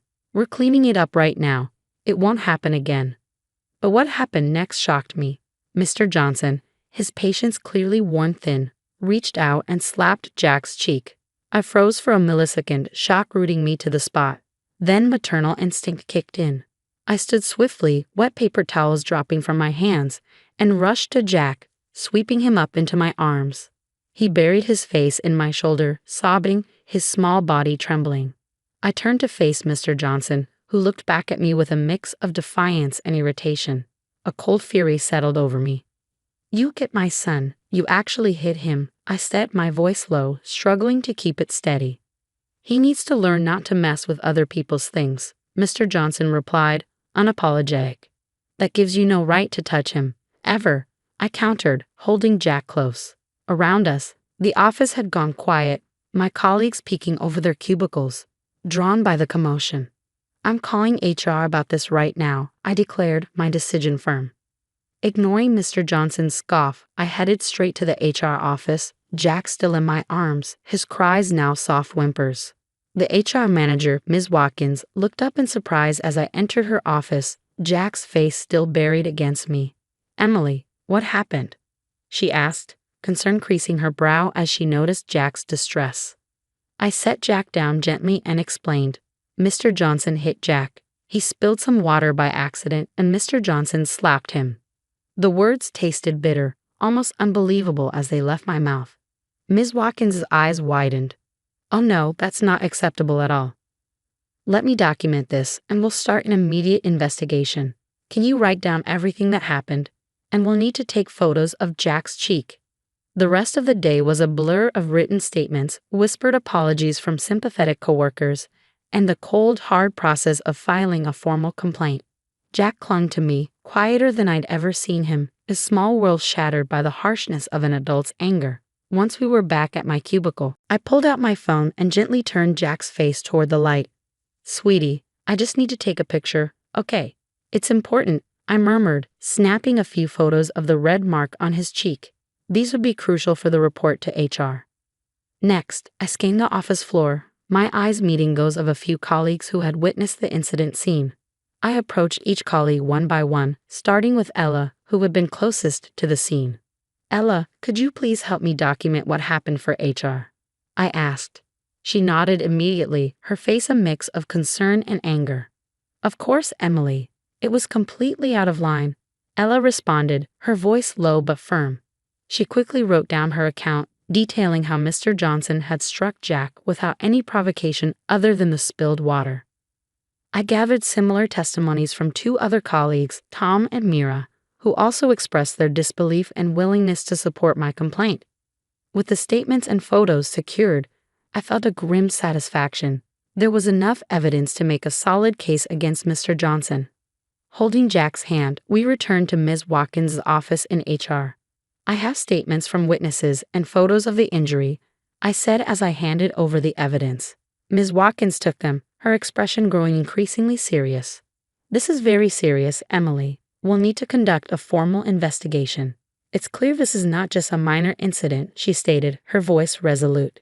She assured me that they would handle the situation with the seriousness it warranted. "Thank you, Ms. Watkins. I just want to make sure this doesn't happen to any other child, or anyone for that matter," I said, my voice steady despite my racing heart. "We absolutely agree. This is not the kind of behavior we condone or allow in our workplace," she replied, her tone reassuring. The next steps involved formal interviews with the witnesses and a detailed report being filed against Mr. Johnson. The company moved quickly, likely due to the nature of the offense and the clear evidence presented. Mr. Johnson was called into a separate meeting with upper management, and while I wasn't privy to the details, the swift scheduling suggested they were taking it seriously. That evening, as Jack and I headed home, I felt a mix of exhaustion and cautious relief. The immediate response from HR gave me hope that justice would be served. Still, the incident had left a mark far deeper than the one on Jack's cheek, a stark reminder of the vulnerabilities and fierce protective instincts that come with motherhood. Jack held my hand tightly as we walked to the car, his small voice breaking the silence. "Mommy, are you mad at me for the water?" he asked, his words tentative. I squeezed his hand gently, bending down to meet his gaze. "Oh honey, no, I'm not mad at you at all. You didn't do anything wrong," I reassured him, my heart aching at the thought that he might blame himself. As the days following the incident blurred together, the tension at the office was palpable. HR's initial hesitation, due to Mr. Johnson's senior position, was a bitter pill to swallow. My discussions with Ms. Watkins were marked by a careful, almost guarded tone, reflecting the complexities of challenging someone who had shaped company policies for years. Despite the gravity of what had happened, there were murmurs that it might be swept under the rug, that Mr. Johnson's influence would overshadow the clear evidence of his misconduct. My anxiety grew, not just for Jack's well-being, but for what failing to address this incident might say about our workplace culture. However, the tide began to turn as more colleagues came forward, not just as witnesses, but as supporters, voicing their discontent over Mr. Johnson's behavior, which, as it turned out, had been oppressive in more ways than one. The whispers of his temper and harshness were no longer just whispers, they were spoken aloud, contributing to a collective call for action. Mira, who had been with the company for several years, shared her own experiences during a meeting with HR. "It's not just about this incident. There's a pattern of intimidation here that we've all been too afraid to talk about," she said firmly, her declaration opening the door for others to share similar stories. Faced with this wave of testimonials and the undeniable evidence of the injury to Jack, HR was compelled to launch a full investigation. They brought in an external firm to ensure impartiality, interviewing everyone involved and examining the documentation I had provided. The investigation was thorough and, to my relief, concluded swiftly. The findings were undeniable. Mr. Johnson had acted in a manner unbecoming of his position, and striking a child was the final, irrevocable breach of conduct. When the decision was finally announced, it was a somber victory. Mr. Johnson was terminated for child abuse, a move that sent shockwaves through the company. The news was met with mixed reactions, relief from those who had suffered under his leadership, and shock from others who had only seen his polished exterior. Following the resolution, the company's executive team held a meeting with all employees. They expressed regret over the incident and outlined steps to prevent such occurrences in the future, including more stringent checks on managerial conduct and enhanced support systems for working parents. They offered me time off to recover from the ordeal and assistance in finding childcare. Recognizing the dual strain of managing a career and motherhood, especially under such extraordinary circumstances. As I sat with Jack at a park later that day, watching him play, his laughter a balm to the recent turmoil, I reflected on the ordeal. The company had stepped up in the end, but the journey highlighted the need for constant vigilance and advocacy, not just for one's child, but for one's rights as an employee. "Mommy, look how high I can swing," Jack called out, his cheeks flushed with joy. I smiled, pushing him gently higher and higher. "You're touching the sky, Jack." As he swung, carefree and soaring, I felt a resolve firm within me, not just to find a more supportive work environment, but to ensure that such a situation would never be repeated, at least not on my watch. Each day, as I watched Jack rediscover his usual cheerful demeanor and witnessed my mother regain her strength, the priorities I had often sidelined in the rush of daily life came sharply into focus. The need for a supportive, understanding work environment where family emergencies wouldn't be met with hostility but with compassion became my guiding criterion for future employment. Armed with new resolve, I began the search for a job that would respect and align with my values. It wasn't just about finding a place that tolerated having children around in emergencies. It was about finding a place that embraced the reality of working parents, acknowledging that life and work are not separate entities, but intertwined threads of the same fabric. During my search, I came across a tech startup known for its innovative approach, not only to technology but also to workplace culture. Their policies actively supported work-life balance, offering flexible working hours, remote work options, and an on-site childcare facility. It seemed almost too good to be true. I reached out with my application and soon found myself in interviews that felt more like conversations, discussing projects and policies with people who genuinely seemed to care about their employees' well-being. The contrast with my previous job was stark, and every interaction left me more hopeful. When the job offer came, it was not just an offer to join their team, but an invitation to join a community committed to supporting each other. Accepting it felt like the right step, not just for my career, but for my family. Starting at the new company was a breath of fresh air. My first day coincided with a company-wide picnic, an event that welcomed families and celebrated the community. Watching Jack play with other children on the company grounds, I knew I had made the right decision. "Mommy, can we come here every day?" Jack asked, his eyes wide with excitement as he took a break from a spirited game of tag. Laughing, I nodded, ruffling his hair. "Yes, sweetie, we can." As I looked around at my new colleagues, many of whom were also there with their families, I felt a profound sense of gratitude. The transition from a toxic work environment to one that prioritized employee well-being had been fraught with challenges, but it was worth every effort. The experience had taught me the importance of standing up for what is right, not only for myself but for Jack and for those who might one day find themselves in similar situations. As Jack ran back to his new friends, his laughter ringing through the air, I was filled with optimism for the future. Here, at this company, our prospects seemed as bright as the clear sky above us. And that wraps up our story. What do you think about workplaces and their support for working parents? Should companies be required to provide more family-friendly policies, or is it solely a personal responsibility to manage work-life balance? Let us know your thoughts in the comments below. Your opinions really help enrich our discussions. And if you enjoyed this video and want to see more content like this, don't forget to like, subscribe, and hit the bell icon to stay updated. Your support helps us bring more stories like this to you. Thanks for watching, and we can't wait to hear what you think.